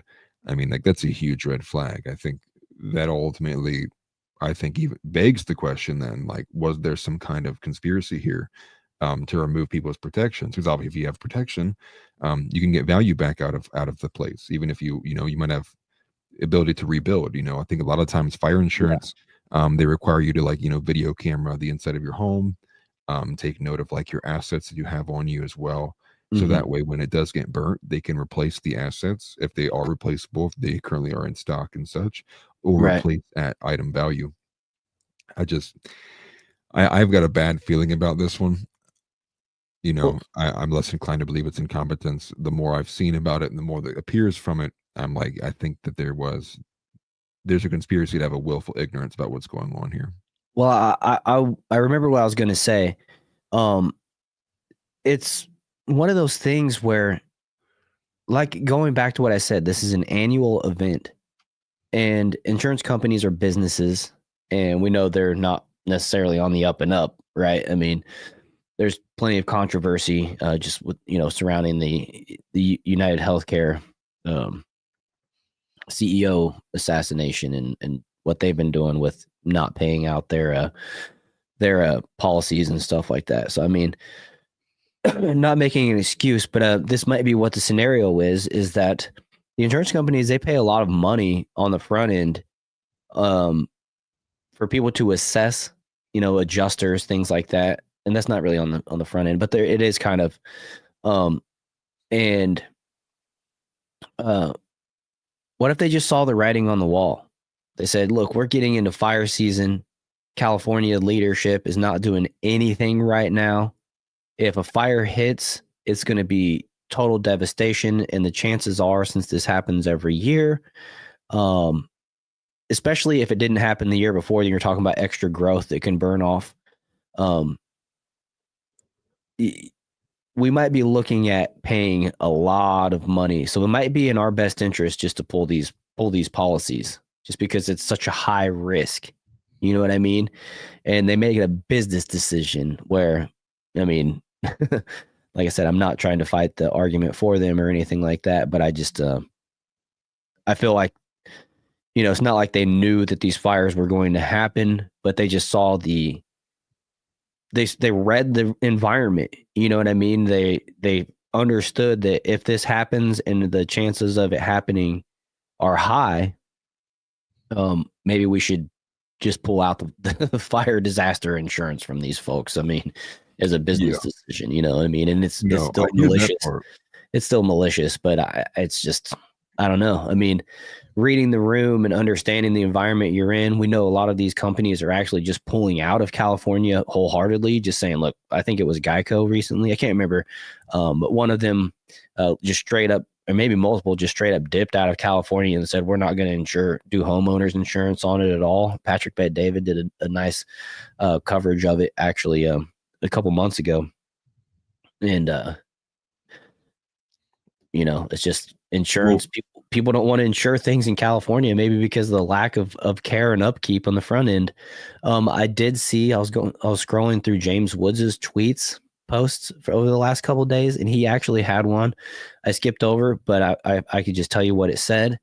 They did in the woods behind their house cut fire lines, like, to help like stop the fire. Like if this side's on fire, it won't go to this side. But the way you explained it in the beginning with the winds, those type of things aren't going to help. But they said they put up automated sprinkler systems in these fire lines. They did do some preventative stuff, but it almost sounded like HOA, like personal, private attempts, not necessarily attempts put forth by the city or the state or the county. But TNT did ask about James Woods' property, and I had this post right here. He posted, when was this? I think I saw, it was yesterday. It was last night. It was about an hour or about a day ago. To all the wonderful people who to all the wonderful people who reached out to us, thank you for being so concerned. Just letting you know that we were able to evacuate successfully, and I don't know at this moment if our home is still standing, but sadly, houses on our little street are not. So that was the most recent update that I could get from him as far as what happened to his house personally. And then, were you going to add something? Yeah, the only thing I was going to say was we're talking about the insurance part. Yeah. The way that James Woods put it makes it seem like it's like neighborhoods. It was like certain neighborhoods were getting canceled, and not like in full all of people in California lost their fire insurance. Almost seems like they had an idea of what areas were going to be targeted. And I only say that because most of California is like at risk for fire damages, the way that the state's set up and its current environment too. But overall, even with the states pulling out in years previous, the other argument though too is like that gives them plenty of reason to jack up prices, especially knowing the people who live there in the areas are generally much more well off. And all of a sudden, if you're paying, 200, 300, however much you're paying for fire coverage, they decide, hey, you're the highest risk area in the entire country. Our lowest rates are $1,300 a month for fire coverage. I think a lot of people would be inclined, because this isn't every year thing. It's like in every year you are at a very high percentage chance risk of dealing with that kind of issue. Yeah. And so the complete pullout is what makes me think, we didn't even hear about like, oh, my rates jumped up. It was like, oh no, they just canceled the policy. And I'm not sure what the legality is there for people who are like on policy coverage who get guaranteed contract of like, this is what your policy is for this year. I'm sure people will be able to fight that in court and get some adjudication there. Yeah, I would think so, or hope so.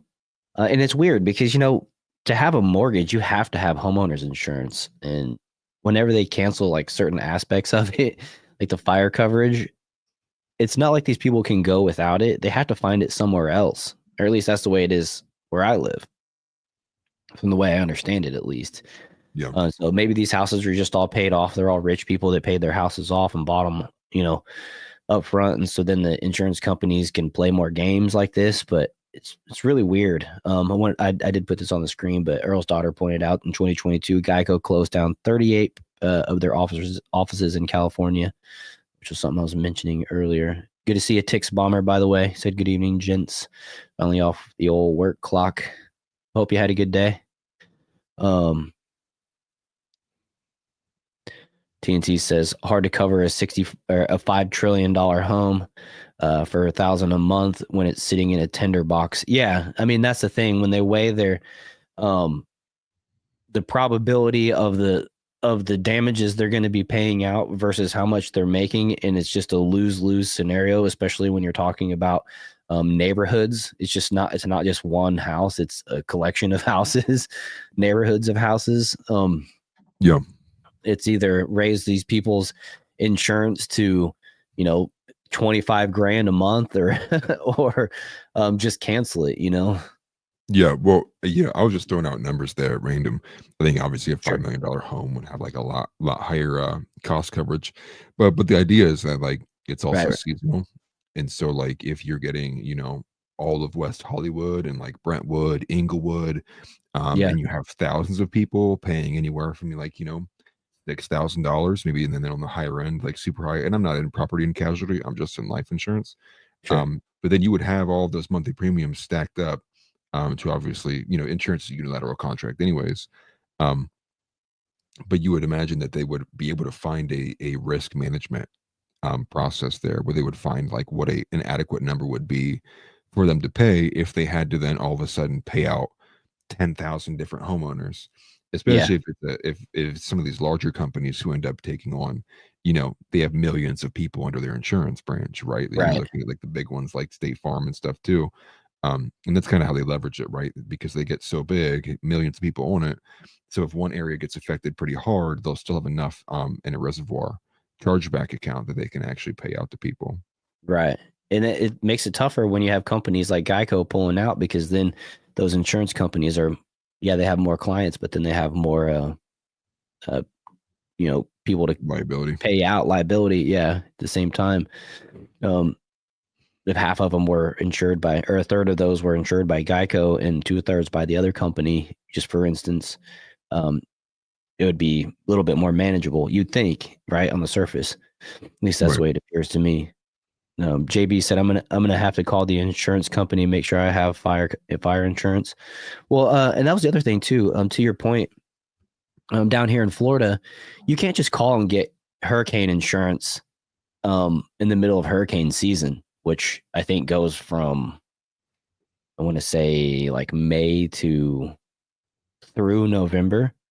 Because the first year we had this home, we were like, "Oh crap, it's getting into hurricane season," and I don't think we have flood insurance. It's weird how they do it. It's like flood insurance, hurricane insurance, wind damage insurance. They want to like compartmentalize it, and you just can't get it. You straight up can't get it if you're in hurricane season. Like you only have a window of time that you can even sign up for it, and it repeats every year.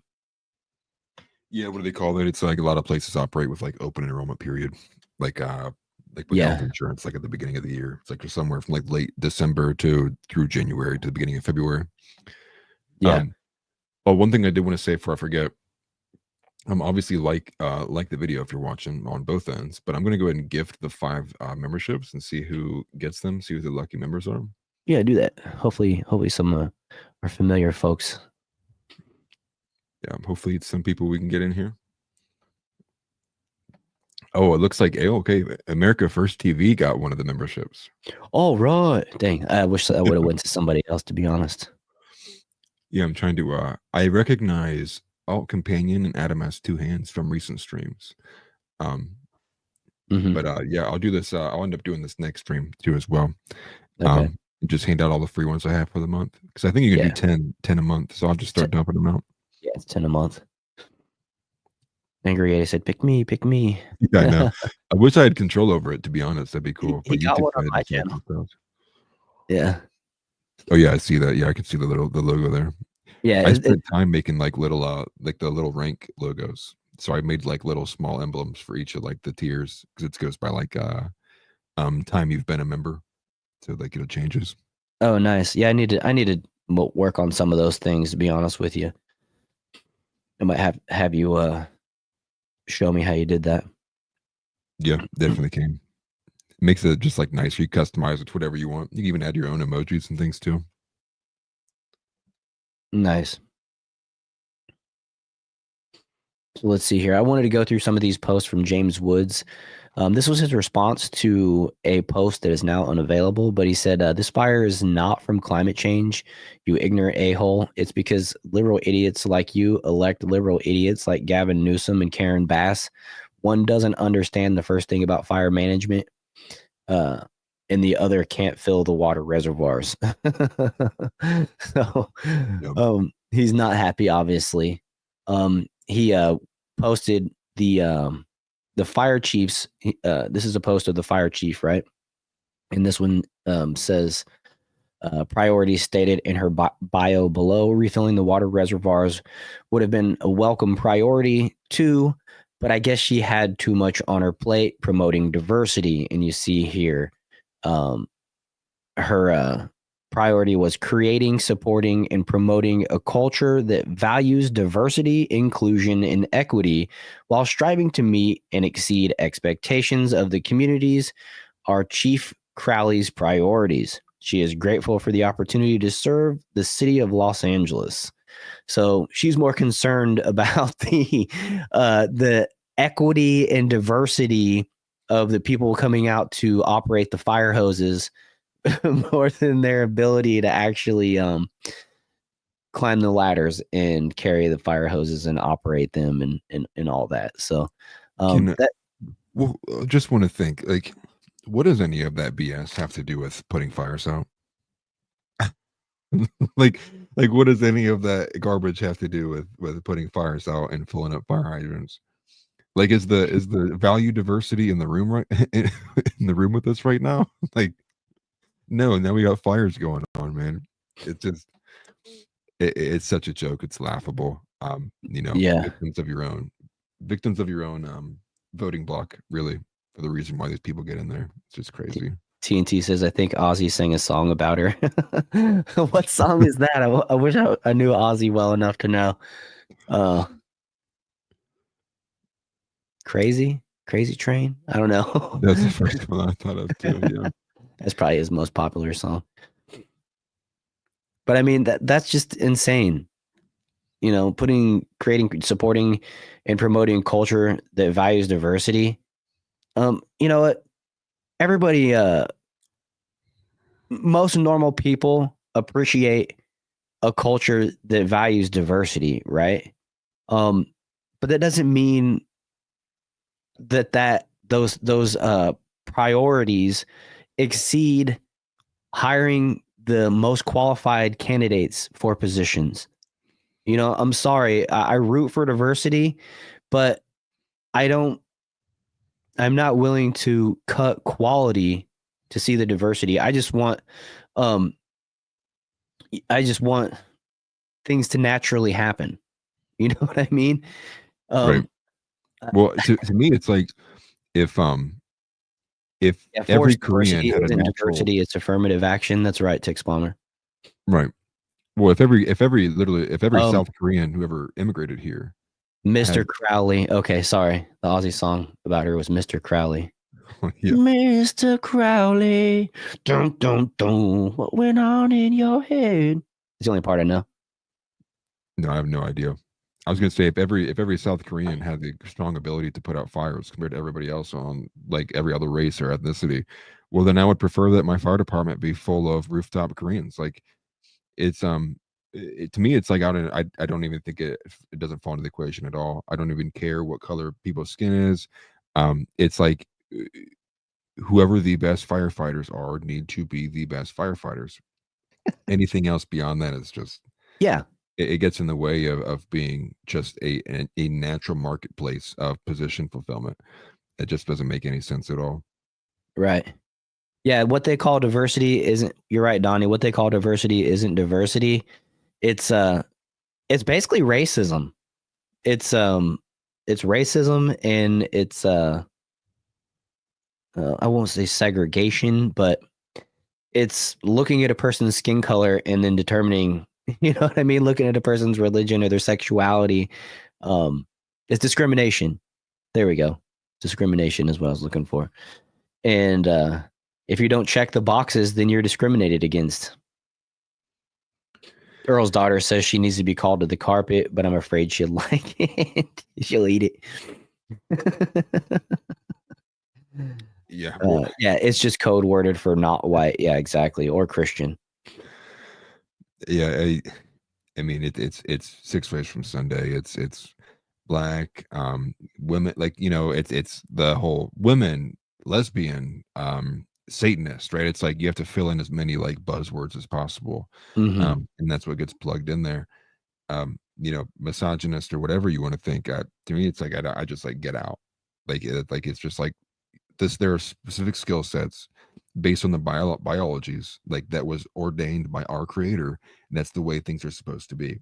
It is just a smack in the mouth of anyone that carries any semblance of anything that is considered logic, and they look at that and they go, yeah, I think I'll put a woman in charge of a predominantly male base where all they do specifically is have insane response times to get across the state or city, wherever they are, to put out fires, climb trees, break down doors, use sledgehammers, carry massive equipment, put out fire, be required to carry people up and down maybe 18, 20 floor buildings. And you look at it, and then that woman right there is staring me in the face, and you're like, and that's who's in charge of them. It's like, dude, Like it is a spit in the eye of anybody who has a semblance of an IQ above room temperature. Mhm. It's like that's not the best person to fill in the position, and it's not anyone who it's. And again, but it speaks to this. It's not even just about race; it's about all the different ways that they can um a- attribute attached to people who fill these spots. It just sucks. And overall, this is the result of it. This is what you get. And and then you see it in James Woods. He's like, he's clearly pissed off in his tweets. He's like, I'm now have felt the consequences of stuff I've opposed for some time. And it's because you guys continually put these people in positions who shouldn't have been there in the first place. Yeah, I'm going through some of these comments. These comments are great. JB said, "I'd love it if a 120-pound female could carry me out of a building fire. I'd marry that chick." TNT highlighted that it means anyone but straight white Christian men. And that's it, right? I mean, if you're a straight white Christian man, you are the misogynist problem with society. TNT followed up and said, "JB, hell yeah, she could carry the deer for me out of the mountain." Yeah. Oh, that's Listen, funny. I'll be the first to tell you if a 120-pound woman could carry my big ass down somewhere, dude, I'll give her a badge. I'll give her an award. Right. It just, it's too, it's like, it's not even like thinking about it like in those terms. People, maybe not been in those situations, but when somebody's out, like they're dead weight. I mean, like they are dead weight. Just my grandfather became recently incontinent. You kind of like not all there. And sometimes he's pretty unconscious. He sleeps like 23 hours out of the day. Mhm. And my dad is someone who's as big as me, if not bigger, along with like my uncle who's like 6'2", 250. And like they struggled to even move him like from the wheelchair and transporting him around because he's like a 140-pound man, dead weight, old guy. And they're Yeah. obviously doing things to make sure they don't bang his head and stuff like that too. So it's just, man, it's just it goes to common sense. But again, I can't even be mad. I'm not even shocked. We don't have common sense in this country, dude. A lot of it goes back to the fact of like escapism. People just don't care. They're so disenfranchised with what goes on in politics that like just something simple like this is entirely just it's over their heads. It doesn't even it's not even phasing anybody right now. Yeah. Donnie says, personally, I think judging someone by religion is judging someone by the content of their character. That's a really good point. I have a lot of issues with how oppressive the Muslim religion is. I think, without getting all into all the details and stuff like that, and that those woods, just the concept of forcing women to cover their faces in America doesn't align, to me to the freedom aspect of how it is here. But We'll put on a simpler aspect. Um, Elon Musk is a very secular. I don't even know if he's a atheist or agnostic. But I think that him and many other people who are in these large, like high up positions, like aren't Christians or secular. It's impossible to even expect them to halfway carry water for basic ideals that are core tenets of like Christian faith. mhm. Even simple things like the Ten Commandments. I do agree with Donnie there. I think that's the I have a lot of very radical opinions, and one of them would be a lot of the stuff that came with the Civil Rights Act has been terrible for this country. It's been awful for America. I think that there are definite forms of discrimination that are necessary and required to uphold a specific set of values. I think, again, Yeah. I'm somebody who views liberalism as a very failed ideology. I think libertarianism is also a failed ideology. Um, Same thing applies there too. I think it's ultimately would be righteous and moral as a Christian nation that we would look at somebody who was, say, even if they weren't atheist, but they were Islamic, and you go, you're not running in this candidacy. Like you're not running for mayor, you're not running for the school board, you're not running for president, you're not running for anything. Your values don't align with us. We don't need your subversion here. We don't want people pushing your influences here. We respect you as a person, but ultimately, we can't expect you to carry the values of this country. There's a meaningful conflict of interest that clearly exists here. And so far be it from Mhm. us to allow you to even attempt to run and maintain influence in those positions. Yeah. Well But we've said. moved away from that, and it's ultimately everybody kind of is too afraid to hold to their values if it means discriminating against somebody else. Yeah. I yeah. Totally agree. That's very well said. Just me says this has all been one giant experiment. It is mind-blowing and pathetic to see how many people brought into DEI, critical race theory, non-binary, etc., hook, line, and sinker. Yeah, it really is. And I want to jump over to the Zuckerberg thing, and that kind of is a good segue. But before I do, I wanted to just finish up making sure I covered the this last statement by Donald Trump. He posted this on Truth Social. Governor Gavin Newsom refused to sign the water restoration declaration put before him that would have allowed millions of gallons of water from excess rain and snow melt from the north to flow daily into many parts of California, including the areas that are currently burning in a virtually apocalyptic way. He wanted to protect an essentially worthless fish called a smelt by giving it less water. It didn't work, but didn't care about the people of California. Now the ultimate price is being paid. I will demand that this incompetent governor allow beautiful, clean, fresh water to flow into California. He is the blame for this. On top of it all, no water for fire hydrants, not firefighting planes, a true disaster. And that's another what was I gonna say? Hang on. And dang. Totally lost my train of thought again. That's twice the show. You better hurry so you can catch it. Right. Didn't care about the people of California. Now the ultimate price is being paid. Oh, yeah. And that's the other thing. I'm seeing a lot of people saying, kind of blaming Trump for this. Like he's the president right now. And it's like, bro, he hasn't been the president for 4 years. This is on Biden's watch.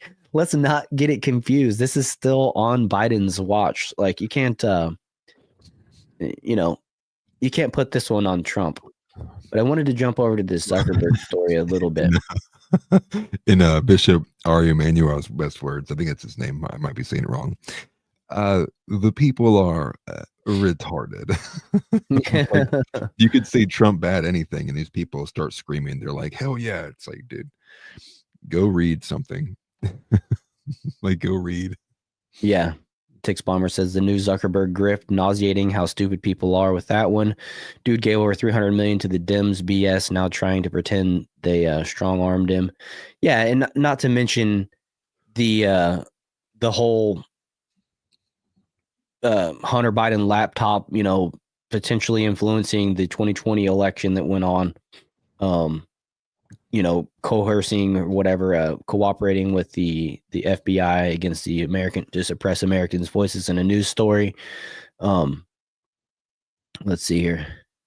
Yeah, just me, brain fog from the current bug. It's moved back up into my head, that's for sure. And so, forgive me for my mishaps. I'm still fighting the sickness.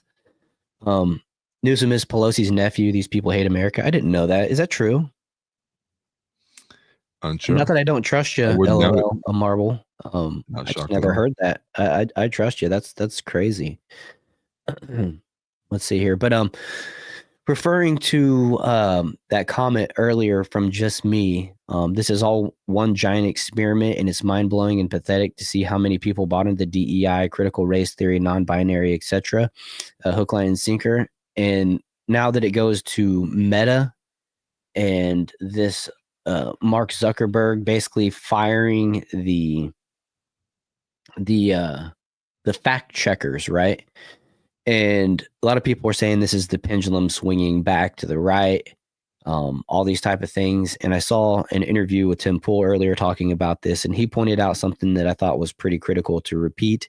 And he said, this isn't the pendulum swinging back. If it was, he would, instead of firing the fact checkers, he would be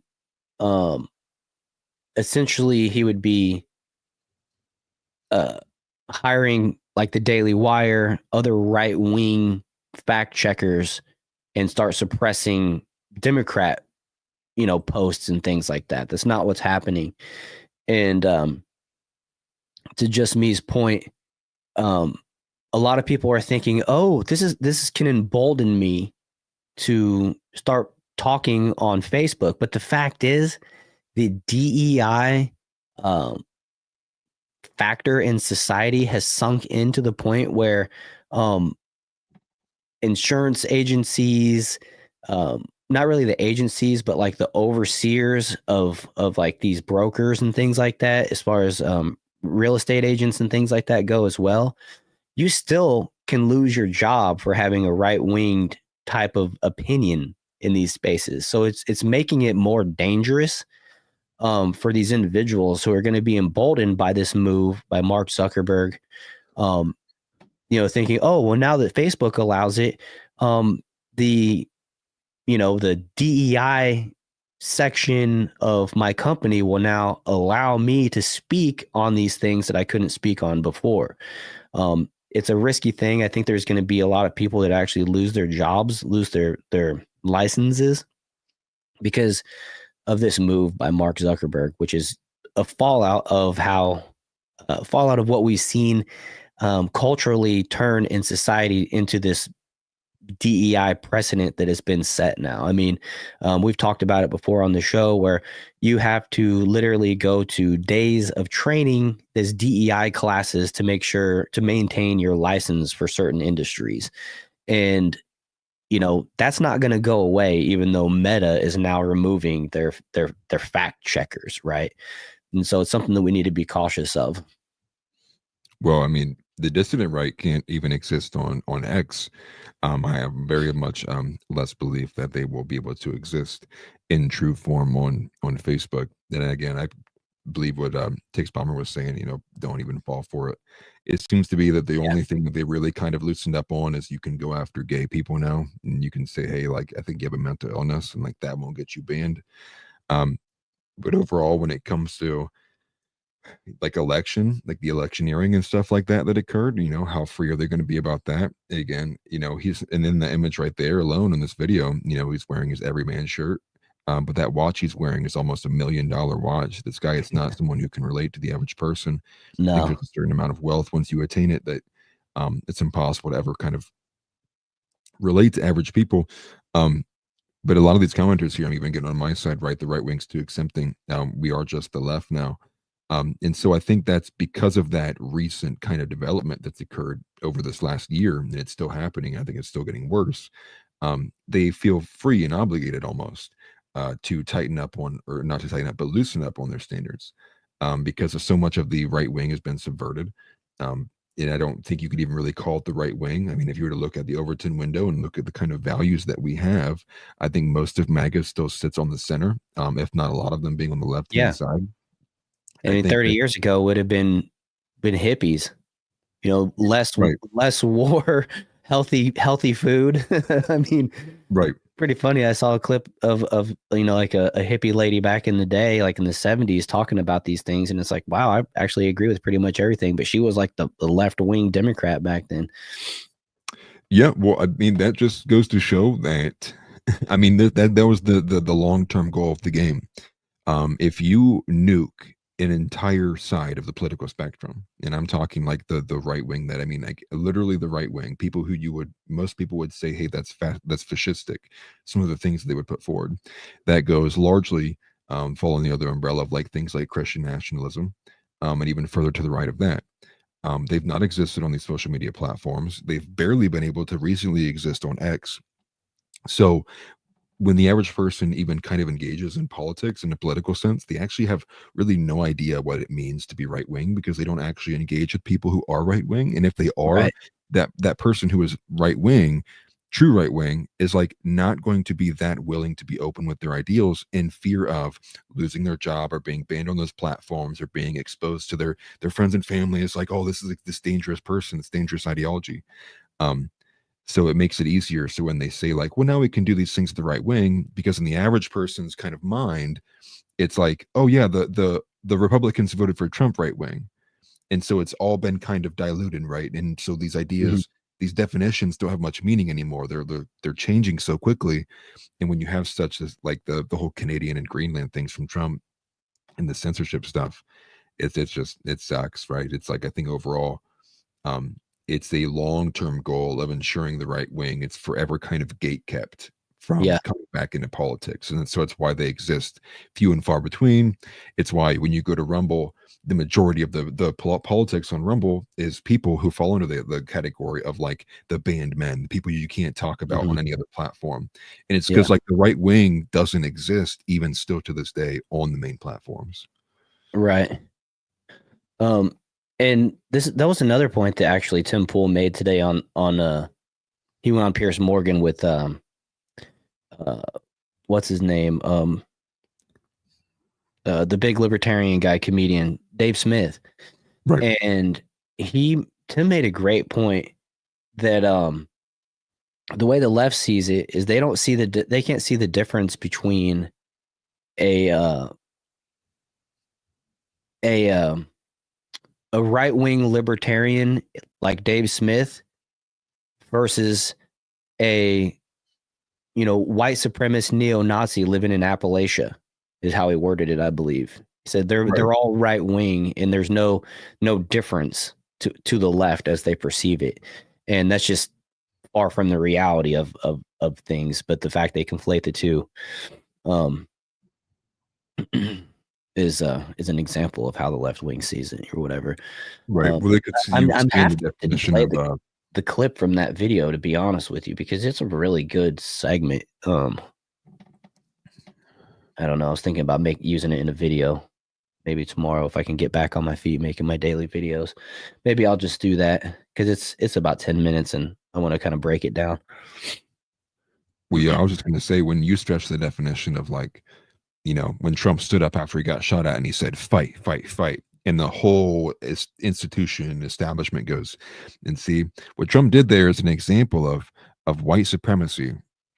Well, then, I mean, like literally anything, and then it becomes an example of white supremacy. Indifference compared to people who literally are putting forward things, whether it was somebody like a Joel Davis, who may be a white identitarian, who does put things forward of like, I want to live in a nation state, an ethno state that is just for like, that's an actual idea of like, maybe not even white supremacy, but it's at least white identitarianism. And so all of it's been slid to one side.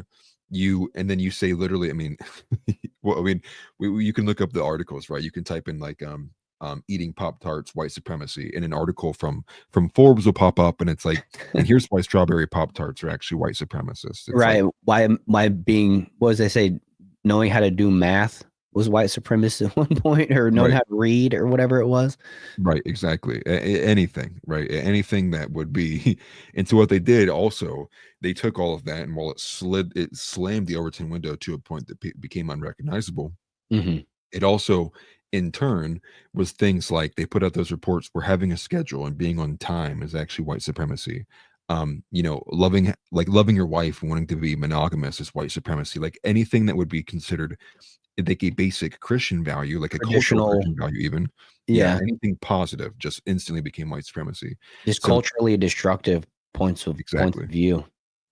Yeah. House Tardo posted or commented and said the right was anti-intervention. The neocons took over the Republican Party and pushed Pax Americana. I agree with that. Yeah.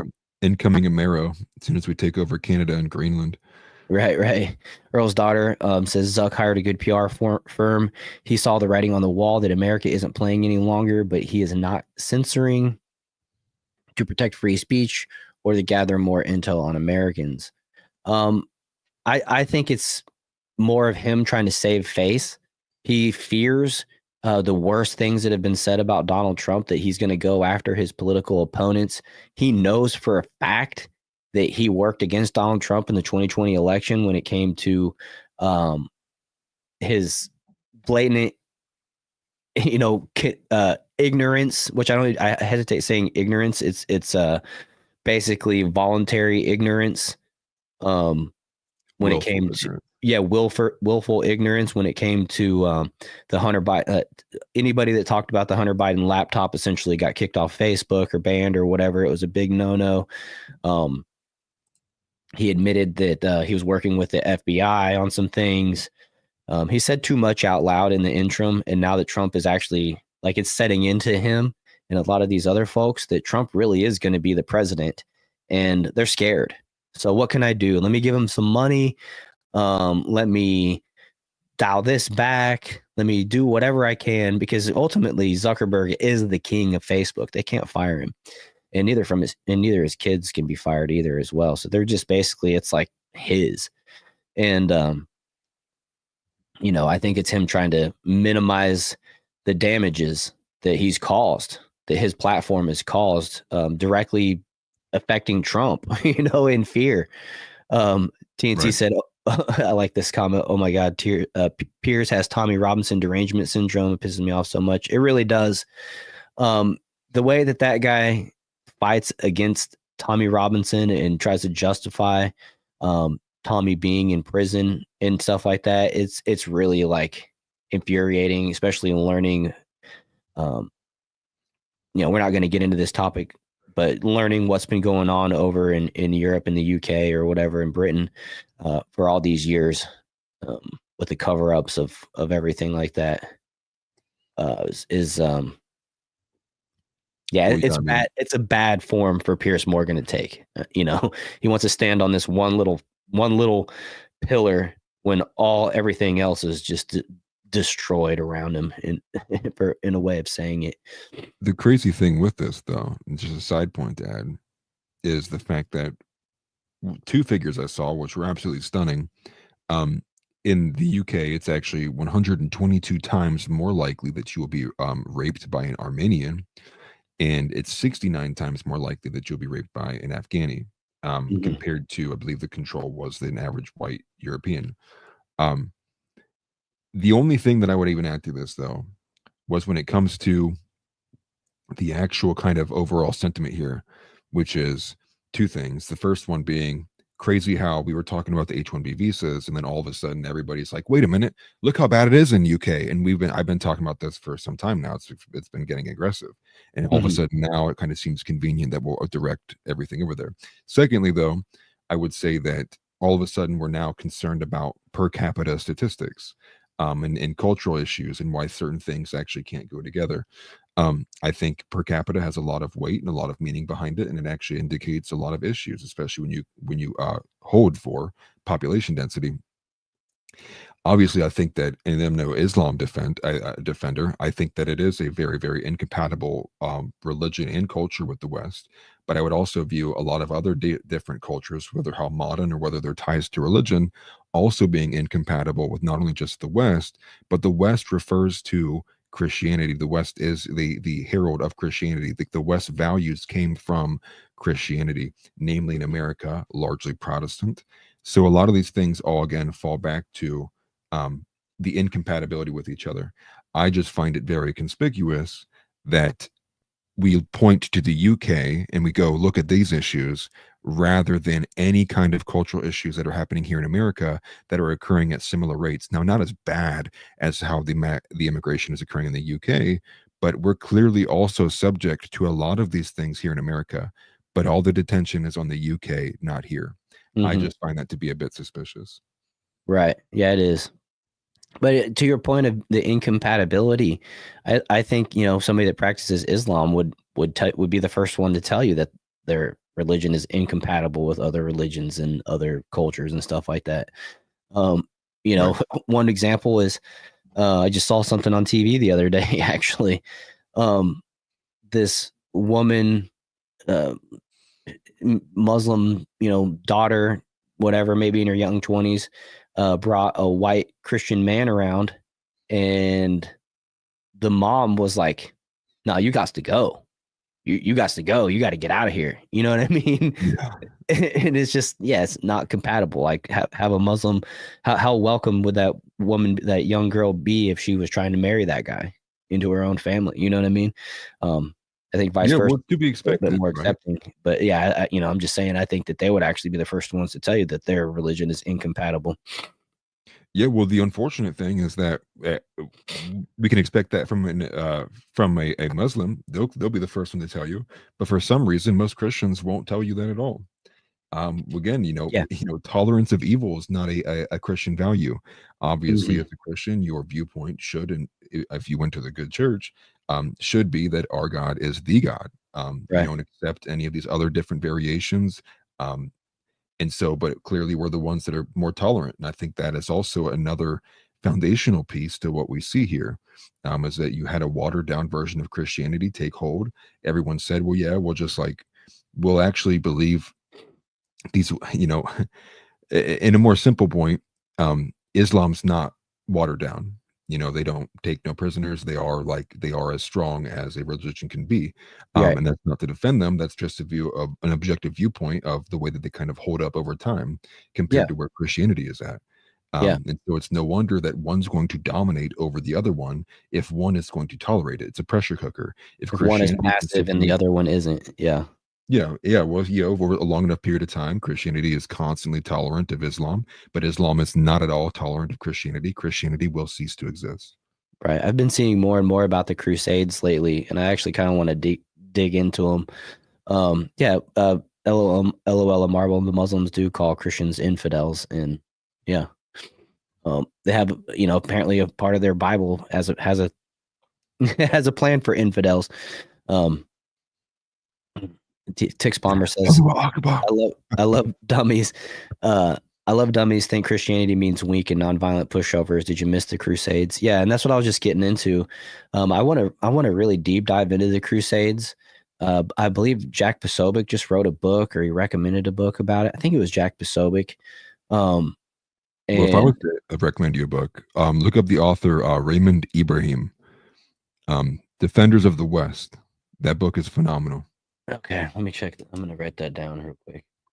Yeah, Raymond Ibrahim, Raymond, Ibrahim.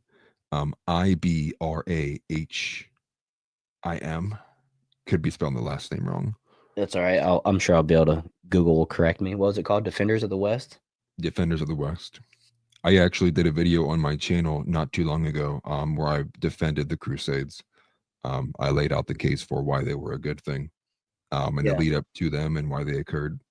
Well, I've been to some of the pyramids down in Central America, the Mayan ruins and stuff like that, and they'll tell you that they were brutally sacrificing people, young babies, the whole gambit, for like rain and stuff. I can't even remember what it was all for, and I can imagine what some of these folks who have more of a Christian belief would respond to coming upon that type of culture. You know what I mean? Just generally. Right.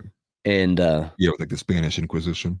Yeah. And that's not even, I don't even know if that's like part of the Crusades or not, but like just historical kind of Christian perspective, I guess, or I think they're more Catholic perspective or whatever, but I'm not like a pro on it, but I could just picture how I would come across a civilization like that and just see it as, especially back then, as just completely barbaric and evil. Right. You go WTF. Right. What right. Walk in on. I mean, there's this game with like a hoop in the wall, and they would sacrifice their champions. Their champions would win. They'd get like 24 hours treated like a king, or 2 weeks or something, and then they'd sacrifice them. Just like insane. And that story is straight up from them down there, Yeah, Apocalypto, LOL Marble. Yeah, the Spanish Inquisition is not considered part of the Crusades, although it was in like a similar time frame from where the Crusades had occurred. The Crusades expanded. What was it? For like a 300 to 400 year period. But there's a lot of history that leads up to even before the Crusades even began. A lot of like why it's called the Dark Ages is actually a reference to what led up and it ultimately became a large point for the Crusades launching. But the Spanish Inquisition was in that same frame, but also a different one. Theirs was a bit more of a colonization aspect. Right. That was a time in which they were like, our culture is better. Right, like our culture is clearly the superior version of the way people should operate and act. It didn't take. I wouldn't disagree, just on the surface. You know what I mean? Just looking at the two, I don't know. I could be off base. Like I said, I want to deep dive and get more knowledgeable about those times and kind of what went on. But let's watch the video. Sorry to interrupt. Terrence K is so funny. I gotta step away just for a second. Do you want to actually stage this and play it, and that way you can play, pause, and control it? Yes, let me pull it up here. Okay. Okay, I got it. Okay, cool. I will be right back. You're good. Where do I hide my? Oops. So this is Terrence K. Williams, Mr. Is a pancake guy. He makes a lot of stuff. He's like a kitchen expert. I'm not too familiar with him. I've only seen him on a couple episodes with Tim Pool, but he does like a lot of good outreach stuff. He did the help with Hurricane Helene. But he's saying don't trust Mark Zuckerberg. Yeah, same. I agree. He's getting rid of the fact checkers and more. I don't trust him at all. Something is fishy about him. For me, it's just the way he looks. He's very lizard. He is probably the most #1 candidate for a lizard person. If Kamala won, then he would have been going after all Trump supporters. Yeah, I think he's a fair winds where the fair winds blow. Ultimately, he is the slave to money. Whatever he thinks will earn him the most dollar bills in his pocket, that is what he will pursue. So we'll go ahead and take a listen. It's about 6 minutes long. Free expression on Facebook and Instagram. Is that so? I started building social media to give people a voice. Is I gave that a speech so? at Georgetown 5 years ago about the importance of protecting free expression, and I still believe this today. No, you But a don't. lot has happened over the last several years. There's been widespread debate about potential harms from online content. Governments and legacy media have pushed to censor more and more. A lot of this is clearly political. But Duh. there's also a lot of legitimately bad stuff out there. Drugs, terrorism, child exploitation. These are things that we take very seriously, and I want to make sure that we handle responsibly. So we built a lot of complex systems to moderate content. But the problem with complex systems is they make mistakes. Even if they accidentally censor just 1% of posts, that's millions of people. And we've reached a point where it's just too many mistakes and too much censorship. It wasn't no mistake. The recent Y'all elections also purposely feel went like a after cultural us. tipping point towards once again prioritizing speech. So we're going to get back to our roots and focus on reducing mistakes, simplifying our policies, and restoring free expression on our platforms. More specifically, here's what we're going to do. First, we're going to get rid of fact checkers and replace them with community notes similar to X. Should have starting been with did that. this. After Trump first got elected in 2016, the legacy media wrote nonstop about how misinformation was a threat to democracy. We tried in good faith to address those concerns without becoming the arbiters of truth. But the fact checkers have just been too politically biased and have destroyed more trust than they've created. You biased too, Mark. It was all For the next you. couple of months, we're going to phase in a more comprehensive community notes system. Second, The most wild part about this is the way that he's talking about it is as if like he's somehow disconnected and we didn't see Right. how involved he was with the New York Post story and like Right. the Twitter files, the initial ones when it was under Jack Dorsey and Vijay Gadde. But people eat this stuff up. You know, it's the same way where it's like a celebrity all of a sudden comes out and they're like, actually, I think I am a Republican now. They're like, they cheer him on. And it's like, there's a certain point where it's like, you got to think these people are not retarded. They just like, they see which direction the wind's blowing. Right. And so they decide, like, I'm going to put my chips on this side of the table because I think that I have to abandon ship over here. I want to remain in the public's good graces. And it's ultimately for them a reputational thing, less so an actual, like, principled stance they're taking. Right. I wanted to mention too, I don't know if some of you guys don't know this, but he recently put Dana White on the board at Meta as well. So trying to throw Trump's buddy a bone as well, kind of. I don't know. It's just the arrogant ignorance from somebody that's from the left is just, it's like, bro, we've been telling you for 8 years now. Now you get it? No, there's alternative motivations. Well, if I remember right, Dana White was one of the first people who wanted to end like the Bud Light boycott, and they took that deal with the UFC initially Yeah. after the Dylan Mulvaney thing. Yeah, he Like, took people a were hard still pushing stance. against He called people idiots and for not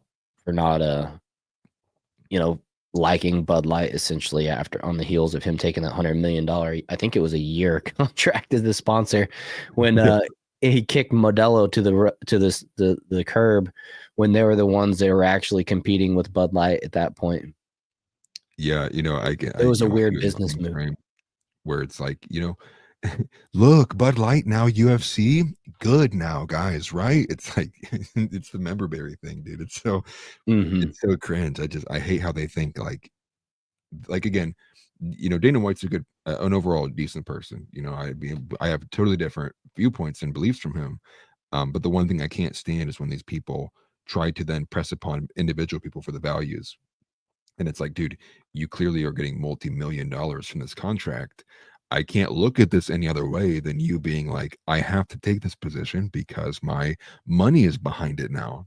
Like, and to tell people like they're dumb for holding beliefs when they're not financially tied to these things and they have principled takes they take on it. It's like, that's what rubs me the wrong way so bad. And so Dana is like, it's all right. I think he's got some good points here and there, but ultimately I think it's the same thing about like, for him, it is, TNT. Like, it's all about money. And at least he's like decently honest about it for the most part. But the Bud Light take early on there was just crucially bad. One of the big things that kind of dropped my opinion of him pretty low. Yeah, I trash him in a video or two for doing that as well. It's just being tone deaf, completely lending the UFC's clout to Bud Light with nothing in return. You know what I mean? Bud Light wasn't adding anything to your brand at all. As a matter of fact, it was doing the opposite. Right. Exactly. But Bud Light spared no expense. They even said that they didn't fire anybody. They put the person on indefinite leave or whatever, but I'm pretty sure they probably hired her back. But the CEO maintained his job. It was just such bad form, top to bottom. They never apologized. And only thing they did was they said they were going to quadruple their spending, basically their promotions. And that's what they did. And they bought themselves back into the good graces, I guess. I don't know. They'll never be in the good graces of me ever again until they apologize or, do something. Well, I mean, you can think about it too. This was one of the very first successful like right-wing boycotts. Generally it's always the left that are canceling people out, and the right wing actually got a foothold to go in against Bud Light. And then everyone would do like a month into it, everyone's like, okay, stop now. We can stop now. It's like, dude, crush them. I'm sitting there like, crush this company. I have no ties to you. I want anybody who ever puts some transgender on their Bud Light can, who wants to sell to an average audience age of 15-year-olds, crush them into oblivion. Like, I don't care how many jobs America loses because of this. That is garbage, dude. And like, I will not stand for it. Right. Tix Bomber says, damn well whoever greenlit the Mulvaney crap didn't get fired. They got promoted. Well, that's the thing. She didn't get fired. She was a DEI hire. Her statement was she was, just like the fire chief that we showed earlier. She wanted to promote diversity, equity, and inclusion. And that's probably why they went with Dylan. And then what they did was they suspended her indefinitely. They never said anything about without pay. They just basically said, don't come to work. And then we never heard what happened to her. Alyssa Heinerschneid was her name. And she probably fell upwards. I'm pretty sure that she's probably still making the same amount of money, if not more, working for Bud Light in some capacity, just not in the same realm that she was before. But yeah, I didn't hear anything about her ever actually getting fired. And then Earl's daughter said, I'm all for giving people second chances, but this isn't a drunk sobering up. This bastard sold out our country. And Zuckerberg did. I don't care how many jiu-jitsu tournaments he goes in and all that type of stuff. Like, this dude made his bed and he hasn't had a chance to sleep in it yet. He got his hair cut and worked out 4 times, and he was like, look, I'm now a base Chad. And everyone's like, oh, wow, Mark. Yes. It's like, dude,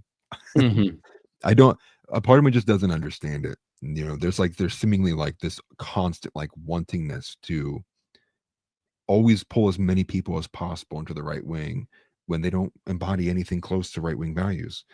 That's what makes me so like kind of unnerved by it. You get that kind of like that liberal circle of the James Lindsays, the Ashley St. Clairs, those kind of like very prominent reply guys who exist in like the right wing, but aren't Christian. They're very kind of like, former liberals for the most part. And they're like, let's bring all these guys in. And it's like, dude, you just got here. like stop holding the door open for people who we don't want here in the first place. Like, right. But again, that kind of tolerance is what's going to continue these problems. Right. And I know just me is sitting there saying, can we please continue the video? So let's get back to it. Let's go. We're going to simplify our content policies and get rid of a bunch of restrictions on topics like immigration and gender that are just out of touch with mainstream discourse. What started as a movement to be more inclusive has increasingly been used to shut down opinions and shut out people with different ideas, and it's gone too far. So I want to make sure that people can share their beliefs and experiences on our platforms. Third, we're changing how we enforce our policies to reduce the mistakes that account for the vast majority of censorship on our platforms. We used to have filters that scanned for any policy violation. Now we're going to focus those filters on tackling illegal and high severity violations. And for lower severity violations, we're going to rely on someone reporting an issue before we take action. The problem is that the filters make mistakes, and they take down a lot of content that they shouldn't. No, So it by wasn't no dialing mistake. them back, That's how you set it up. dramatically reduce the amount of censorship on our platforms. Who built the filters? We're also going to tune our content filters to require much higher confidence before taking down content. The reality is that this is a trade-off.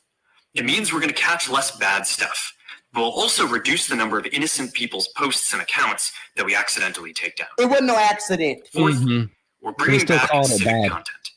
For a while, the community asked to see less politics because it was making people stressed. So we stopped recommending these posts.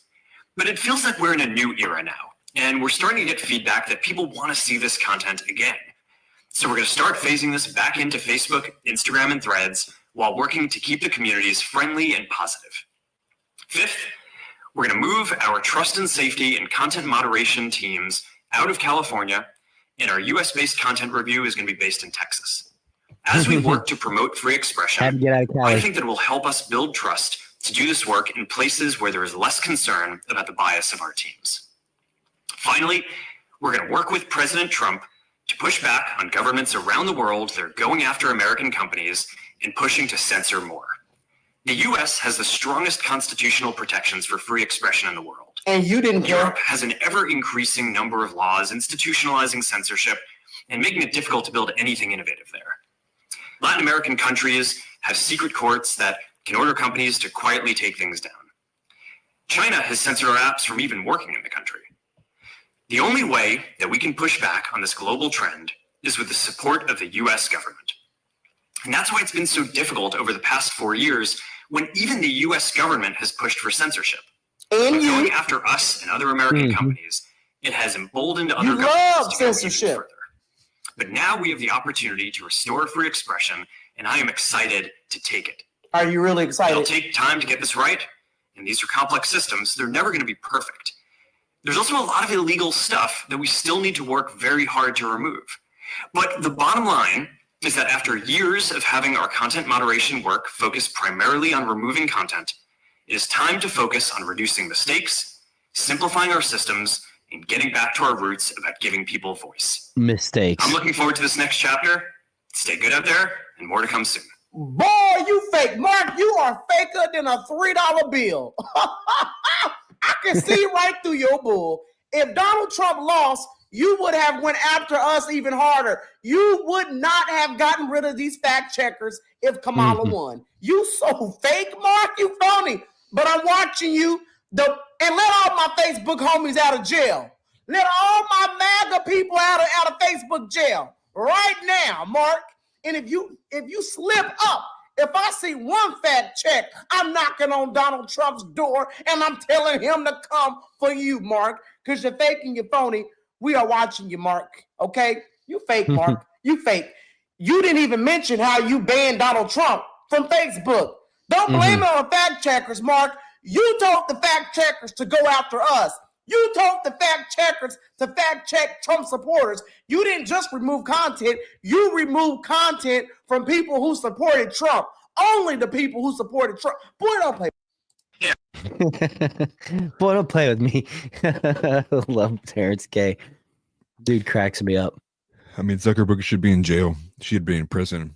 We shouldn't even be caring about like what he's doing with his company. It's like, yeah, you actually interfered with an election process by holding in what's the right term for that? Electioneering. Everything and every ounce of a lot of your processes determined and shaped views that were either otherwise faulty, flawed, false. The main thing being the fact that what he said, banning I think it was the sitting president. He was sitting president when it happened, but also banning the presidential candidate off of your platform, limiting reach to what would be the largest thing, one of the largest platforms in the entire world. All of these things, the New York Post story with the Hunter Biden laptop story, which we know even after the fact with polling, that if the people who had voted for Biden knew about that story, there would not have been enough votes for Joe Biden to have won the presidency, would have determined a larger and much different outcome. Entirely shaped a 4-year presidency and administration on a lot of the censorship that occurred that he was involved in with too. Also going behind the American people's back, talking with the government behind the scenes. What was that? I forget what the base was, but Jim Jordan was the one who did a lot of the Twitter files there too, but Mark Zuckerberg was involved in that as well. The communications that happened behind the scenes. This guy should be rotting in prison. Should probably never see the light of day again. The amount of lives he's affected, people he's changed, in terms of his hand in the involvement of Joe Biden being elected compared to what could have been, all of those consequences, he has a piece in the pie of that. Yeah. And I'm glad you mentioned the Twitter files because, wouldn't it be nice to get a glimpse of the meta files, right? The Facebook files, Right. which we'll never see. King Zuck is never going to give that up. That's for sure. Earl's daughter, I think, said, or no, what was it? Said a minute ago that they're, oh yeah, no, it's on screen. Okay. I thought I took it off the screen. Earl's daughter said Zuckerberg is probably betting on the fact that Americans are notorious for ADD forgetism.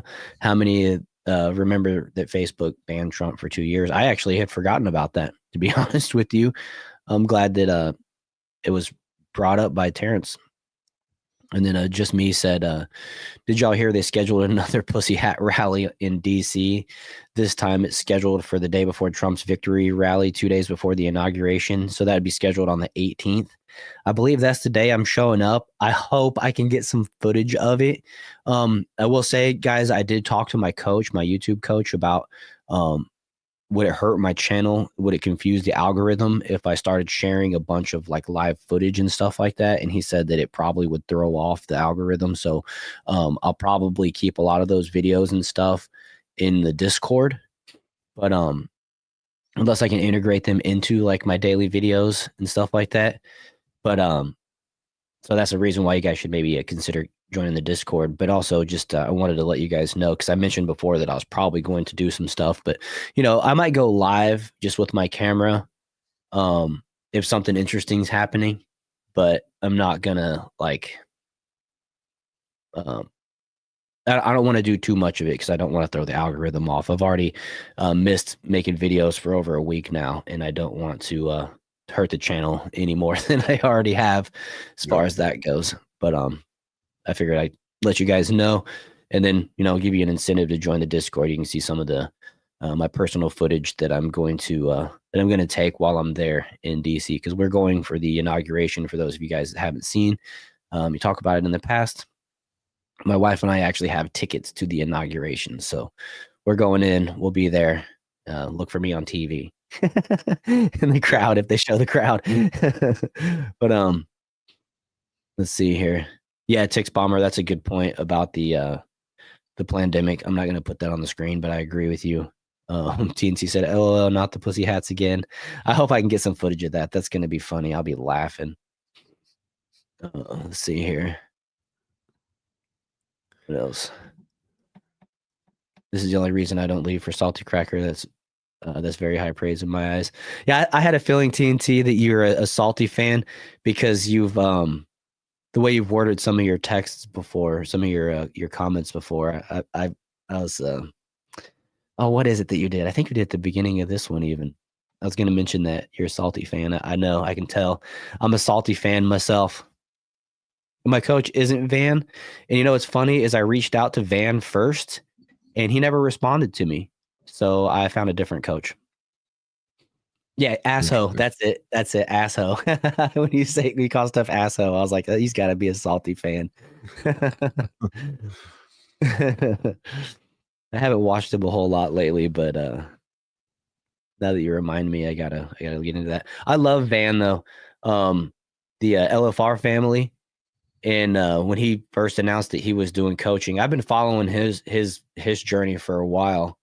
And he's one of the people that inspired me and made me believe that I could actually start doing this myself. So I was like, I'm going to give him a chance to teach me.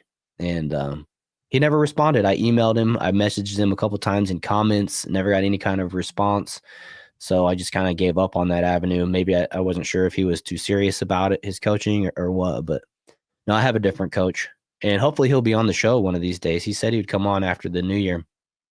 And so he'll probably be on. And I'll tell you who it is. It's Justin Reloaded. If you're familiar with that channel. Oh, he's commented before. Yeah. Yeah. Just Me said I should wear my America First TV shirt and take a microphone and interview them like that one chick Liberty does. Oh yeah, that would be all right. I'll probably get attacked. Van banned you from chat. That sucks. Yeah, son Jojo.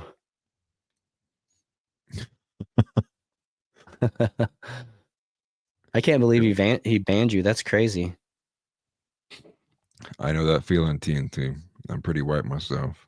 Yeah, Justin's really trying to push for that 100,000 subs mark. I think he's like 5,000 away or less. Although I will say I had to buy a special beard product, beard wash, for black men because my beard is actually too thick and the other stuff wasn't doing it. So I had to pay like $17 for Nice. African American beard wash. Nice. Yeah, that sucks. You got banned from his channel.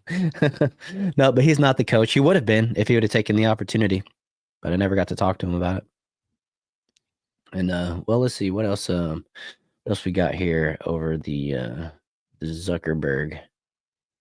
Oh, this is funny. This is an AI video. This says Mark Zuckerberg copying all of Elon Musk into his system. No, yeah, switch it over. It's the Mr. Bean video. Is that from Mr. Bean? Okay, I wasn't sure what this is from.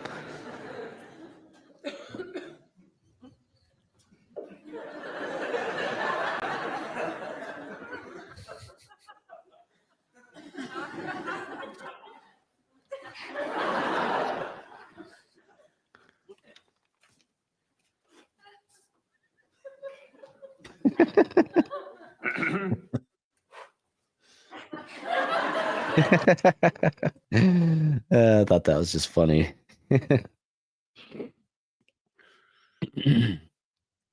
TNT or Just Me said that caused me to lose respect for him. Yeah, me too. That's disappointing to hear, TNT, but not your choice.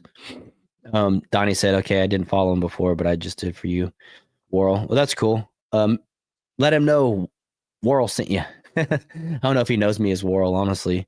He just knows me as Tyler or America First TV. TNT did a heckin' racism.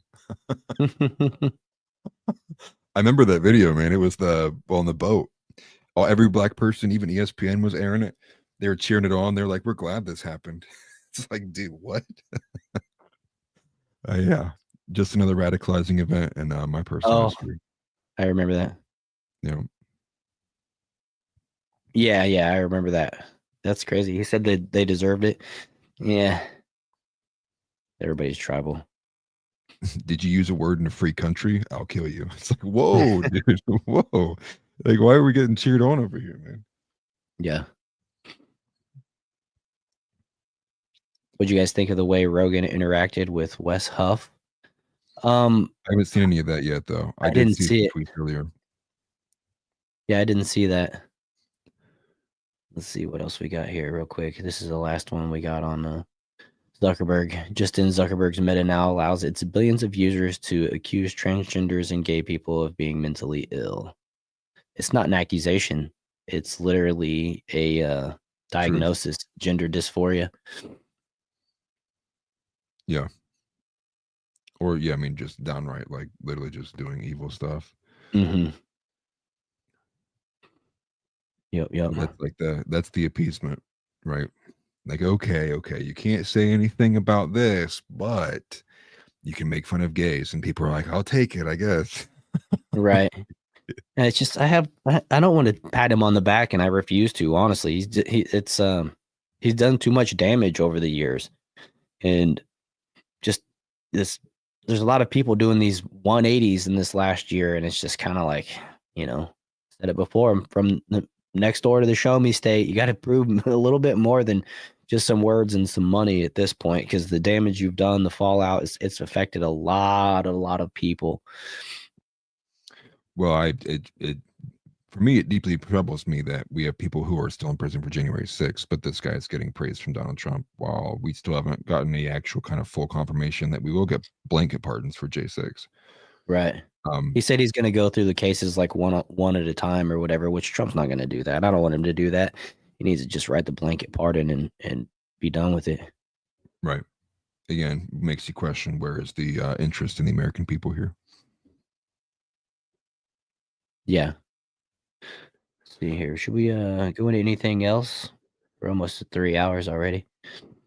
No, I say we go ahead and call it here. So we can actually let's talk about the we got a few things here about the Greenland. I did put it in my title. Oh yeah. Let me close some of these down. Yeah. Donald Trump also disappointing me on this front too. Yeah, nobody asked for Greenland. This one's a post from David J. Riley. Nobody asked for Greenland. Nobody asked for Canada. Nobody asked for Panama. We asked for a wall. We asked to deport them all, and we asked for America first. Hello, Bueller. Bueller. Bueller. That cracks me up. But yeah, and then Salty responded, you clearly don't understand the art of the deal, so sit down, shut up, and enjoy the ride. Since we were just talking about Salty, I figure I might as well include his comment.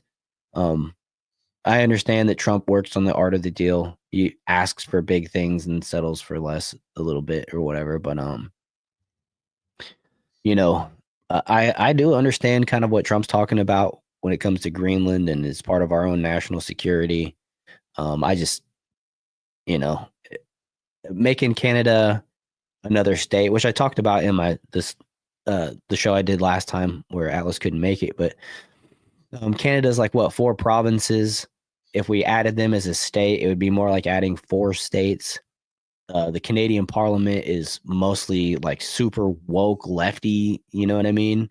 So you're basically inserting 4 Democrat states into the college electoral vote. I don't want that. I don't want that type of imbalance thrust into our system. Greenland's not going to overcompensate that. It would make the United States, like the biggest land mass over China and stuff like that. But I think we can still guard those shores without making them states and giving them voting priority in the country. And, I'm not interested in going to Canada. So, I mean, like the only benefit it would serve me was I wouldn't have to go get a passport to go to Canada. You know what I'm saying? But I'm not going to Canada anytime in my plans. So I can see Niagara Falls from both sides now without needing a passport. Yeah, exactly. It's to me, it's another march forward for the New World Order. This speaks to the fact of some of the early maps from the Bilderberger, the meeting in Rome, moving to dissolving more national borders that aligns with there being 10 different nations. There's actual biblical scripture that relates to the 10 kingdoms that will be present before the rise of the Antichrist. Yeah. And specifically, Canada and Greenland being attached to America is from like the 1970s. It's like the Club of Rome. Thank you, House. That's what we're looking at. So to me, it's a way that we're getting it ushered in. It goes back to my belief that it doesn't matter who the candidate is, what party is doing it. They are still 2 wings of the same bird. Ultimately, it just matters what smaller proliferation appeasements we get from it. Within the right wing, you can make fun of gay people, but we're still getting the New World Order kind of thing. Very disappointing. I'm actually ultimately very black-pilled over the current discourse that we have in front of us. It's, to me, overtly a way of making sure that you can perpetually remove American nationalism from the equation. You bring in Canada and you bring in Greenland, although Greenland is like 90% conservative. Canada is not. We would be moving away from positions that would ultimately be shoring up our border, tightening things down. And like what you had said, I'm not sure what kind of breakdown we'd get, even if you did 4 states and Greenland was separated into like 2 states or they were 1 state. Ultimately, the government gets bigger. It will require more regulation. you think about things even on a smaller scale, like how are we going to just adopt Canadian healthcare systems? How is Right. that going to work? That's a state controlled healthcare system. Are we going to leave all of those states to have the 4 or 5 states that Canada has to remain in power over their healthcare, and everywhere else is independent? Like, there's so many things there that will involve a huge plate coming in of like, now we have to deal with all this. And then maybe again, this goes back to, again, removing and kind of watering down the idea of what it is and what it means to be an American. Yeah. Although to be fair, though, these are countries that are predominantly white European. So, not on an ethno level, but also just on a cultural value of like the Christian aspect of things, as Right. well as the idea of the patriotism, the Second Amendment more specifically, things of that nature too, that I find to be will get watered down. And it's impossible to say we can bring in all of this and it's not a step forward for the American empire. House brought this up too. This goes against like anti-intervention. This is us once again trying to like collectivize power in some way. Now, I think there are good arguments for this too when it comes to like the Northern Passage. As the ice melts, that will be an extremely strong, powerful trade route. But to act as if we couldn't take advantage of that without having to own the country that it sits upon, Right. I think it falls short of what we're seeing happen. Right. When you weigh the pros and cons, it's not like we need to have the control. Now, I will say, the Panama Canal, the control over the Panama Canal is a little bit more interesting to me than the other two. Just because I think right now, isn't it controlled by China? And I think anytime you could take power from the Chinese would be probably a good thing for strengthening America. But I don't know how much effort I want to be spent, because ultimately, like that first post read, we asked for a wall, we asked to deport them, we asked for America first. You know what I mean? So, Right. Well, it's and then I would imagine that what we'll get is programs in place where it'd be like, we get to get some random term, right? Like a former Canadian or something along those lines, right? And then we'll have all these programs where they're not illegals, they're not legal immigrants. They're like, we literally we took over your country.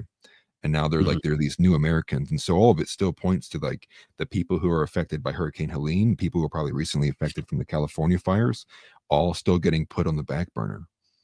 So again, anything and everything that speaks to not helping the people who are in this country right now, the ones who voted for Donald Trump to do all of this, they didn't vote for that. Like, right, no one went to a rally because they were like, oh, dude, we're going to invade Canada, man. It's like, no, they went to the rally because it was like, hey, my milk and eggs just alone cost me like $18. Like, can we like make this not a thing anymore?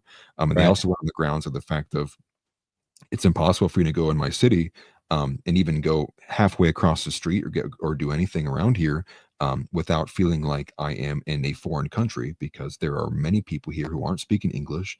The assimilation is not occurring.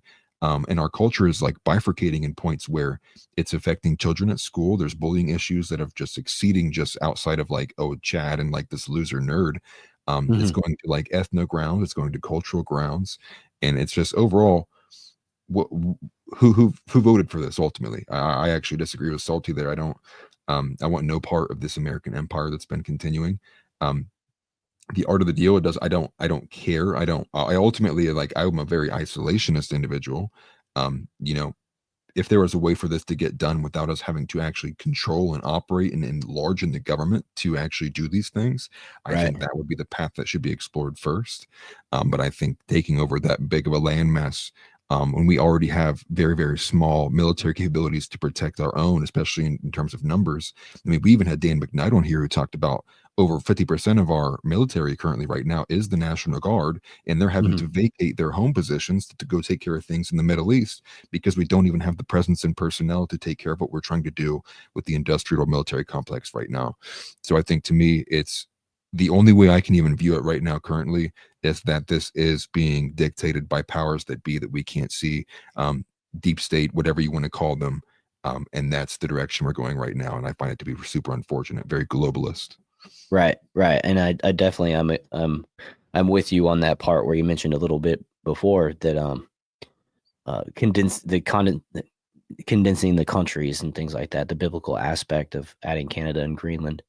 But I'd be more willing to hear the like I said, I'd be more willing to hear the Panama Canal talk, and it's kind of what TNT says. We spend $1 trillion and tens of thousands of lives to make the canal, and the second worst president sold it for $1. I feel like we do have some blood vested in the interest of that, and it does ultimately benefit the United States as far as shipping and things like that a little bit. I can see more of a benefit to having control over that than having control over Canada or Greenland or anything like that. Well, yeah, I mean, and you got to think too, right? If you want to, and I'm not even someone who's that big of a fan of Jordan Peterson, but obviously one of his top lessons is to clean your room before you take on everything else.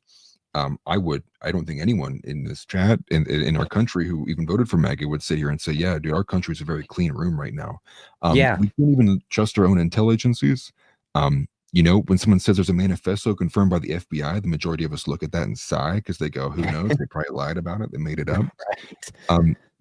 So I think you think of it from a religious standpoint too. It's like, what values are we impressing upon people?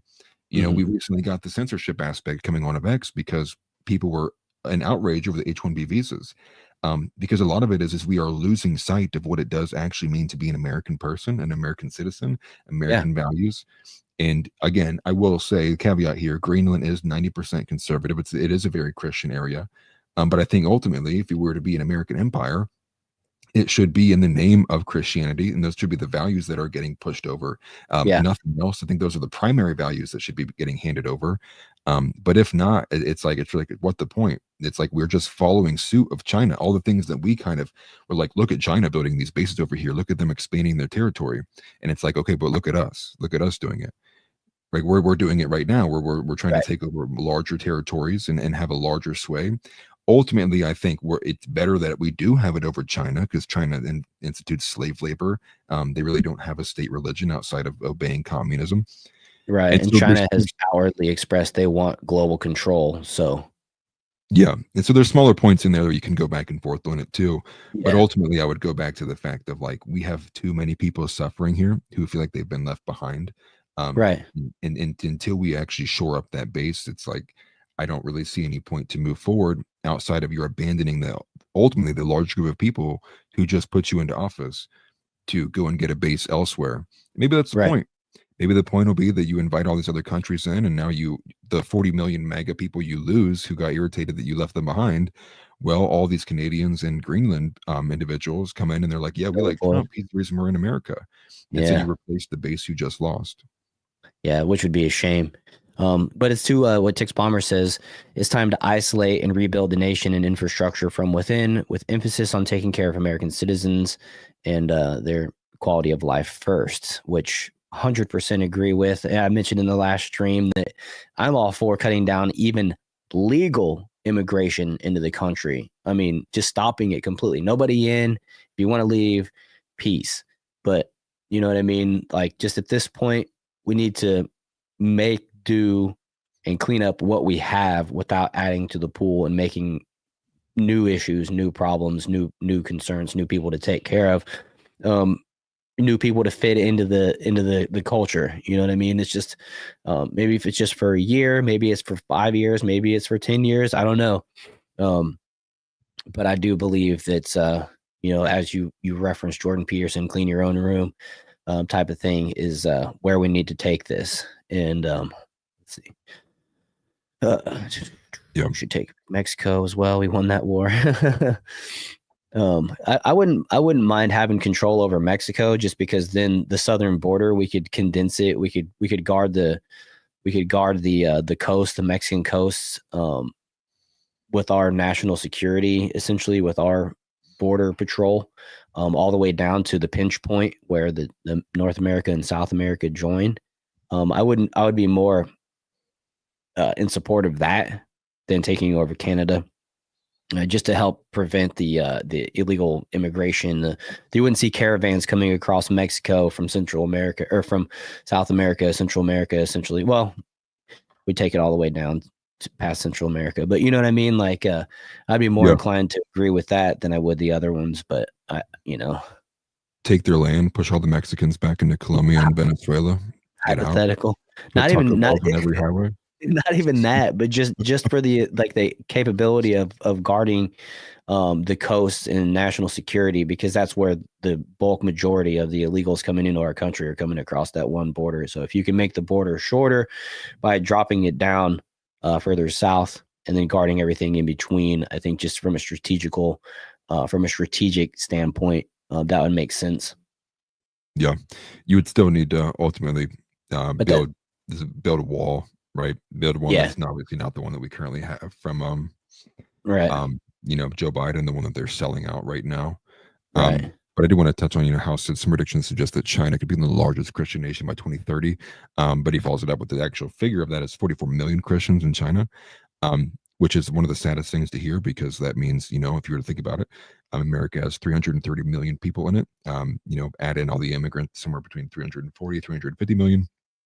So to think that if 44 million is going to exceed soon by 2030, I'm not sure what the rate growth on there, but I'm not too positive.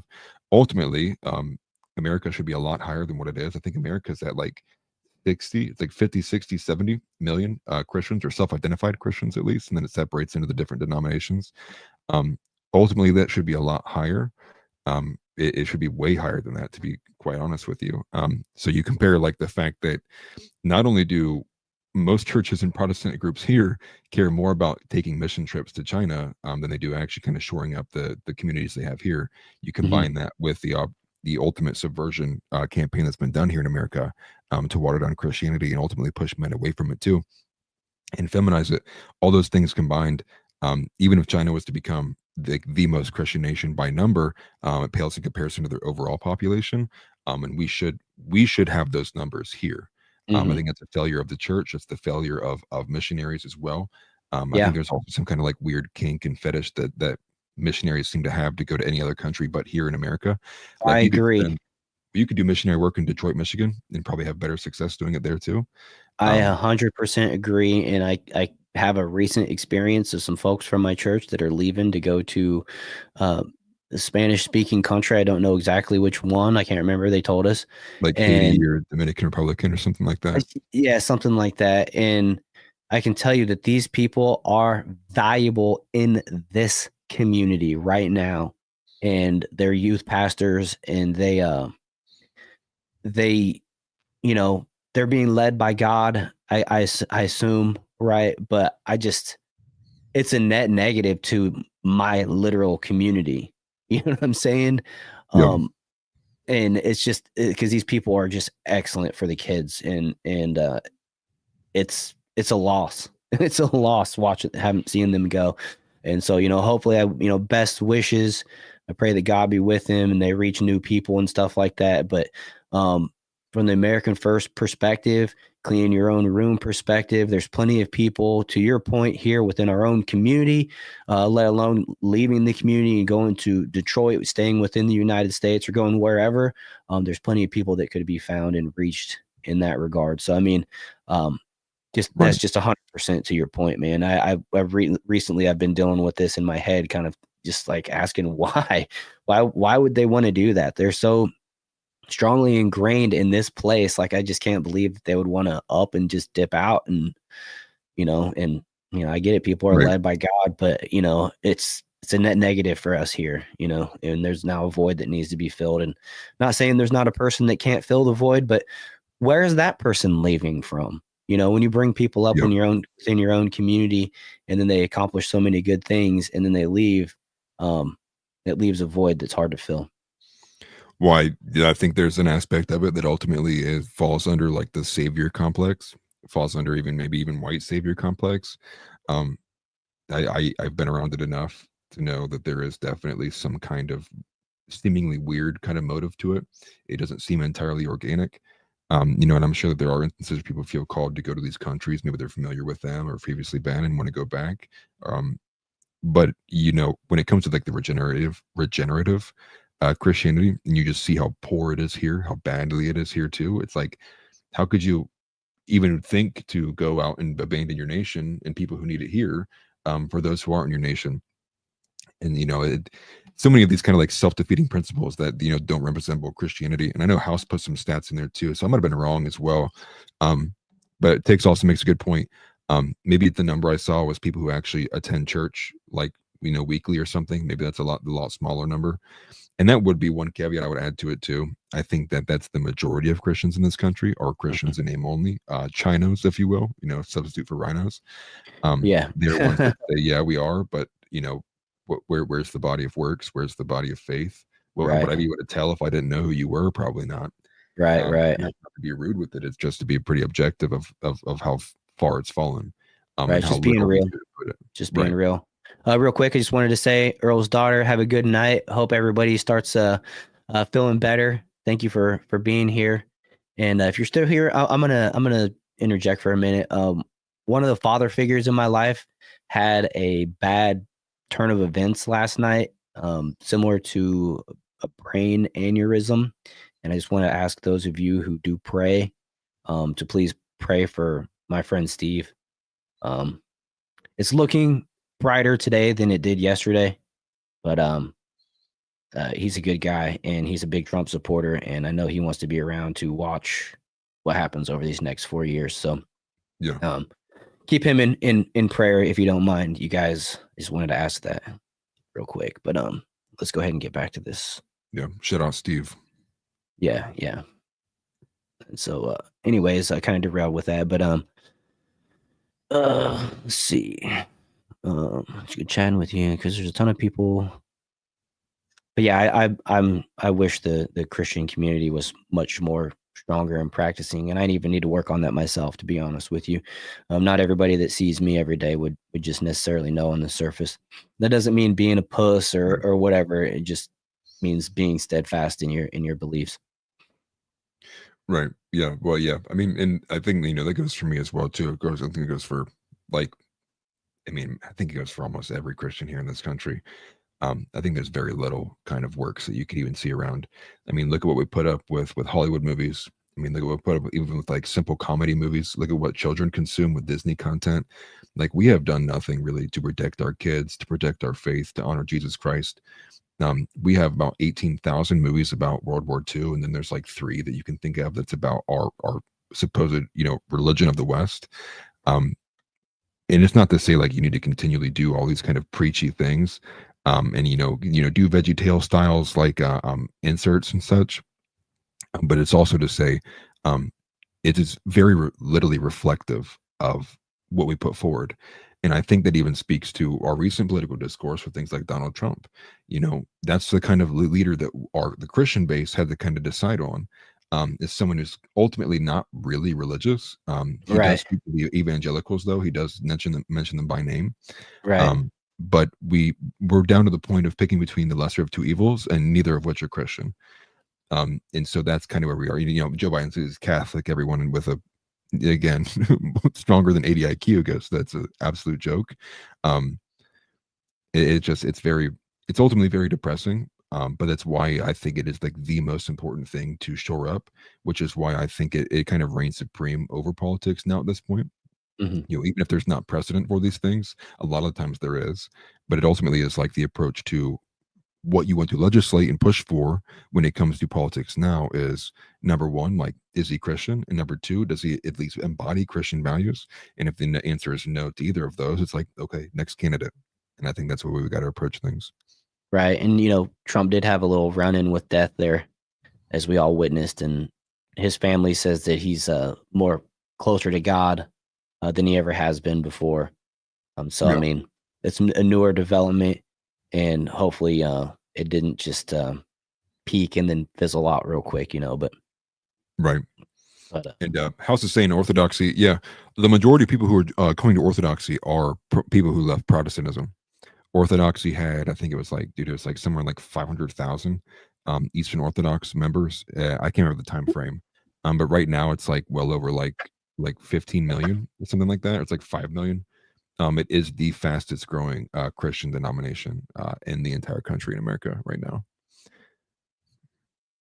Interesting. I didn't know that. I'm glad you know those numbers. Yeah, I'm honestly more concerned with stuff like that than I am a lot of different things like basic politics stuff. Yeah, I don't like those either. House. Take that for what it's worth. Yeah, I'm not a big fan. Well, at least he's in the building. Like, it's a step forward, I guess, right? It's Right. something. Right. So I do have this clip of Trump. It's a minute long, him talking about Greenland. We'll play that. I'm going to show a couple other little things, and then we'll just go ahead and wrap the show up. We're over 3 hours now. So, Oh, yeah, it's dumb. Well, we need Greenland for national security purposes. I've been told that for a long time, long before I even ran. I mean, people have been talking about it for a long time. You have approximately 45,000 people there. People really don't even know if Denmark has any legal right to it. But if they do, they should give it up because we need it for national security. That's for the free world. I'm talking about protecting the free world. You don't even need binoculars. You look outside, you have China ships all over the place. You have Russian ships all over the place. We're not letting that happen. We're not letting it happen. And if Denmark wants to get to a conclusion, but nobody knows if they even have any right, title, or interest. The people are going to probably vote for independence or to come into the United States. But if they did do that, then I would tariff Denmark at a very high level. so there's Trump's take on it. Go ahead. Well, the thing here, the argument here, to be for him and not to play, not to be against it anymore, but to give the for argument here, is the fact that Greenland is a very, very mineral and resource rich area. Canada also being pretty rich in resources as well. That the fear here is that if they do seek independence, and Canada is also kind of unable to hold its own, that the next country nearby vying for those resources would be Russia. So ultimately, this is a power play, in an attempt to shore up and prevent the fact that Russia would end up taking over, and ultimately then having claim to Ukraine as well as Greenland.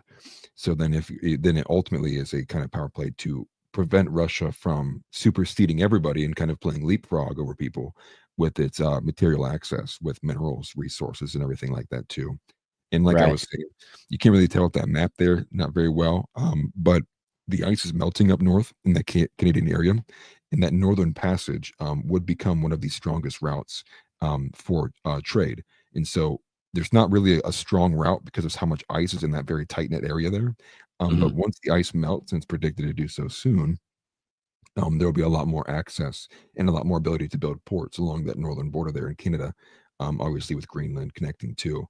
But the map we're looking at is what I referred to earlier with the Club of Rome, which is where you see that the 1, 2, 3, all of those borders being dissolved ultimately, and those being like the 10 kingdoms. And that would be what people are looking at in terms of this moving towards globalism. And so you can see this is from 1968. Not sure when this meeting occurred, but I think it was in 76. But yeah, it says right there in the caption. They wanted to put this in place by the year 2000. So if we take Canada, we already have Alaska, and then Greenland. Well, then the U.S. will have secured it's that number one area. That would be the completion of like that first kingdom, Right? And then ultimately you see the other areas too, like the Middle East, being involved with things like Greater Israel and such, and then with the African, Middle Africa areas, Russia ultimately dominating a lot of the Middle Asian portions too. Yeah, this would be the Middle East, not this. I was clicking the wrong thing. But well, the main point there too is the fact that you have way less countries. If you only have 10 countries, it's a lot easier to manipulate. That's only 10 countries that have to communicate with each other, and you're one step closer to global order, right? Global one system country, one government. NATO wouldn't exist, BRICS wouldn't be a thing. It would probably be one large major alliance between all 10 countries. Or maybe even it would start as of the World War III would be the battle between multiple kingdoms, whether it was like 5, 3, and 10 all joined versus everyone else. Who knows what the makeup of it too, but it kind of points to this stuff too. And that's a map to show you this is like an idea that's been around for quite some time. Right. The scary thing is the biblical reference of it too, which I added in after the fact, which is also spoke about in the Bible. Forgive me, I have to put my glasses on to read this. Forgive me, I'm so blind. You're good. But it's in Revelation 17:12. The 10 horns are described as the 10 kings who receive authority as kings for 1 hour along with the beast. And it talks about the 10 kings that arise for the Antichrist, the leaders of the 10 kingdoms. But 3 of them are killed by the Antichrist's death and resurrection during the middle of tribulation. And then again, another map of the 10 kingdoms here too, from the Club of Rome. It's actually a bit better one to look at if you want to put mine. Yeah, or you got it too. It's that left-hand one there.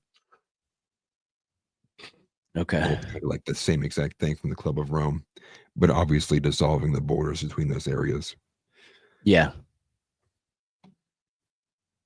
It's interesting. And so it's weird how Ukraine, 4 is yeah, separated with Africa. South Africa, yeah. That's wild. Yeah, Japan's like by itself, I believe. That's like the only one that's like remains the same. Right. Yeah. Interesting. Yeah, I've never seen this before, so this is good stuff. It's wild. Right. Yeah. So I think that's one thing to keep in mind too, is that and then here's a map of that shipping route that you were talking about. And Tix Bomber said it's $1 trillion a year shipping route just from fuel savings alone. Yeah. And you can see how close Russia is to, you can't see it from this one. You can see right here is Russia. This is Alaska. And you can see how close, obviously, they're really close. Or maybe you don't, but you could see how that would, you can see how Russia is really a threat to Canada, essentially, from the north. If this becomes, unmanageable to secure from like a national security standpoint, and then Greenland's up here. Yeah. Yeah. So that makes sense on a pragmatic sense of control. I think the downside though comes to it from the social cohesion aspect of it and what it will mean to actually conjoin that big of a landmass and that many different cultures all at once when we're already under a very, very turbulent period with our own culture right now.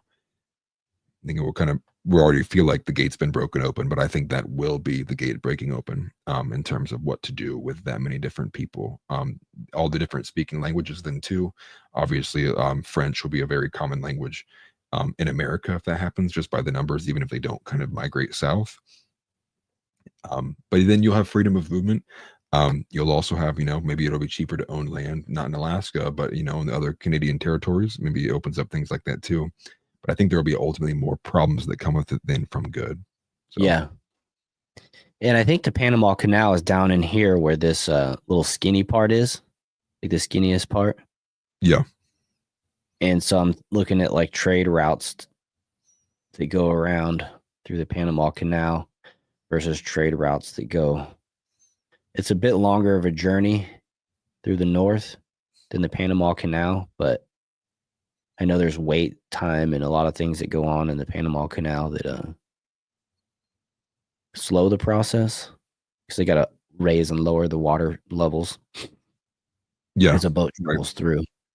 But you're talking about like if Russia, like this part of Russia, is really like realistically over here on this side too. So you can talk about sending things off this east coast of Russia. I mean, it opens up a lot of stuff, that little passage right there for sure. It's interesting. Right. Went from a joke to a very real possibility very quickly. Yeah. I mean, I like the possibility, the looking forward into the future and trying to maneuver and position America to be in a strong position rather than a reactionary position. But it's just not the timing for it right now. I'm going to go back. I'm going to refer back to this original post that nobody asked for Greenland. Nobody asked for Canada. Nobody asked for Panama.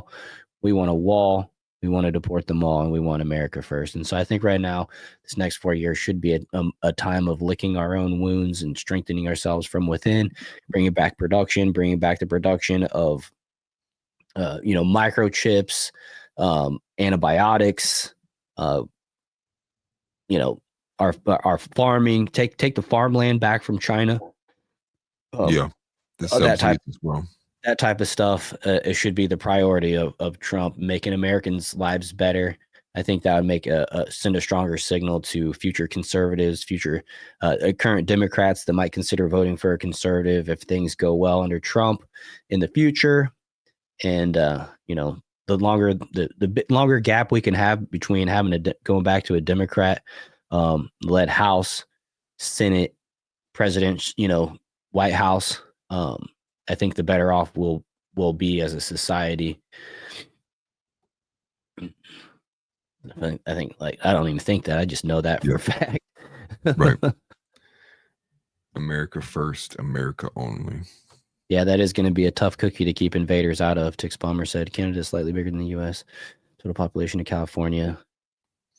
I know that it's. I mean, you're talking about rough land up there, rough terrain, but it's you're talking about Russians coming out of frozen ass Russia, so it's not like it's going to be out of their norm. It's not going to be like the Miami Dolphins playing in Minnesota in a playoff game or what. Well, they wouldn't play in Minnesota in a playoff game, but you know what I'm saying. Playing in the cold, there's not going to be an acclimatizing, you know, factor. It's just dealing in their own climate that they're used to. So.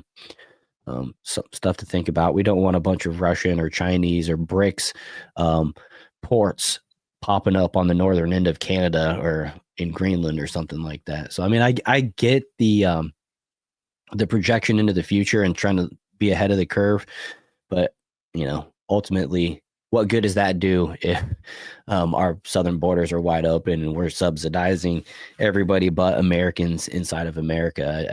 We're going to lose anyways at that rate. So. You know, right. But yeah, I think we're going to go ahead and wrap it up with that one. You got anything else you want to add to that? No, that is all. I had a great time chatting with everybody. I learned a lot about this one during this stream. Let's see. Tix Bomber said, be the double-edged side of that massive trade route. The northernmost part of what was impenetrable landmass would be opened right up. Obviously, it's still harsh terrain. Yeah, I mean, like I said, I can see the benefits and the long-term value of it, but just for now, it's not the time. Maybe that would be for the guy that wins in 2028, or you know, if Trump can get these people deported in the next 2 years, and we can maintain the House and Senate in the second term of the second half of Trump's second term. Maybe we can start thinking about these type of things. I understand you can do both at the same time. Trump's a dude that sleeps like 4 hours a night and works 20 hours a day. And even when he's on the golf course, he's still working. That's where a lot of work actually is done and deals are made on a golf course. So, you know, still future looks bright. I have high hopes. I'm going to hold Trump and all of our leaders to a high standard. Like I've said before, we don't want good enough. We want the best. That's the mandate the American people have set in this last election. And everything that was said about Trump, everything that Trump said, that's what we expect. That's what we expect to happen. So nothing short of any of those things will satisfy me or us, I hope. And, you know, if you guys agree, make sure you're subscribing to the channel. Make sure you're hitting the like button. Go over and check out Atlas. If you're on Atlas's side, come check out America First TV. We help each other out, and that's what we need on our side of things, is we all need to help each other out. We have a Discord that you can join. We're actually helping each other. We had multiple people in there dealing with sink issues the other day, and so we're all helping each other fix each other's sinks and stuff like that. It's just it's a good little community that's growing. I'd love to see you guys there. I'm waiting for TNT Cycles to join. We were talking about you the other day, and talking about how funny you are, and just how it'd be good to have you in there. But anyways, anybody's welcome, but you don't have to if you don't want to, bud. I'm just teasing you. But do appreciate everybody for watching, especially everybody that shows up to every show. You guys make you're scared. Don't be scared. We have fun. But like I was saying, we just need to help each other out. That's what it's all about here around here. And anyways, what else you got to add? And that's pretty much everything. Thanks everybody for being here. I'll give out memberships the next show that we do as well up on Saturday. Hopefully you guys who are in here all the time get some. I wish I had a bit more control over it. Join the Discord. Make sure you smash the like button. Share the show with your friends if you enjoy what you saw here, or share it if you hate it so you can tell more people to come watch it and dislike it. We take all engagement. Yeah. Last thing I'll add, God is great. Christ is king. And hopefully we did not all fall for it one more time with Donald Trump. Amen. Amen. You just hate wearing headphones. I'll get over it and join. No, you don't have to wear headphones. It's where we type. You can get into the voice chats and stuff, but it's just it's all type and messages and links and stuff like that we share. But oh yeah, that's what I was saying. I was just saying, without you guys showing up every week, I wouldn't have nearly as much fun, or every show now, since we're doing 3 shows a week. But make sure you catch us Mondays, Wednesdays, and Saturdays at 6 p.m. Eastern. That's when you can catch us live. We typically been trying to go 2 hours. We started doing more shows because we wanted to cover more news and not go as long. But here we are, 3 hours and 20 minutes in, and we only got through half of our schedule here. So, but I think we covered the most important things. And too much going on. Yeah, and then we'll have more to share here on Saturday. Today's Wednesday. I did hear something real quick. Dan Bongino mentioned that there is 3 possibility attempts still on Trump before he gets inaugurated. One is going to potentially happen tomorrow at the president that just died's celebration. Oh, Jimmy Carter. Yeah, it's on the 9th, and then the other one was on the 19th, and then the 20th. So we need Trump to stay in the car at the victory parade this time, not get out and walk around like he did last time. I'll shit my pants if I see him get out. I'm gonna start yelling. If he's by me, I'm like, no, get back in the car, dude. Yeah. But the bulletproof glass, man. Yeah, for sure. He needs a bulletproof hamster ball is what we were joking about last time. But just gotta be smart. Yeah, for sure. But anyways, pray for Trump. Pray for my friend Steve, like I asked. It's all super. We just really appreciate that. And Christ is King. And with that, we'll see you guys on Saturday. Yeah. Everybody have a good night. Stay safe. Definitely. And everybody get better too. I know a lot of people are dealing with the same crap that I am. And one of these days, we're all going to be healthy again. One day. Yeah.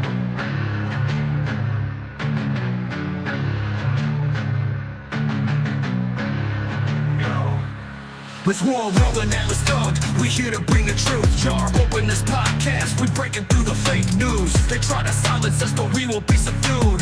We're bearded alpha males here to save the youth. Spitting fire on the mic with our bass Christian takes, exposing the lies, keeping the demons at bay. We ain't afraid to speak up, we won't be swayed. Jar open this podcast, where the truth is laid. Jar openers, cracking open the lies. We're rolling Atlas Thug, we're here to rise. Bearded alpha males saving the youth from the godless demons, spreading the truth. We ain't playing games, we're on a mission to awaken the masses with our intuition. Pulling out the corruption with no inhibition. Jar open this podcast, sparking a revolution. We're not afraid to stand tall in a world full of deceit. We're the voice of reason, bringing light to the street, keeping it real, never missing a beat. Jar open this podcast, where the truth meets the heat. Jar openers, cracking open the lies. We're rolling Atlas Thug, we're here to rise. Bearded alpha males saving the youth from the godless demons, spreading the truth. Jar open this podcast, where the truth will never cease. Join us on the journey to bring back peace. We're rolling Atlas Thug, fearless in our release. Jar open this podcast, where the lies will decrease.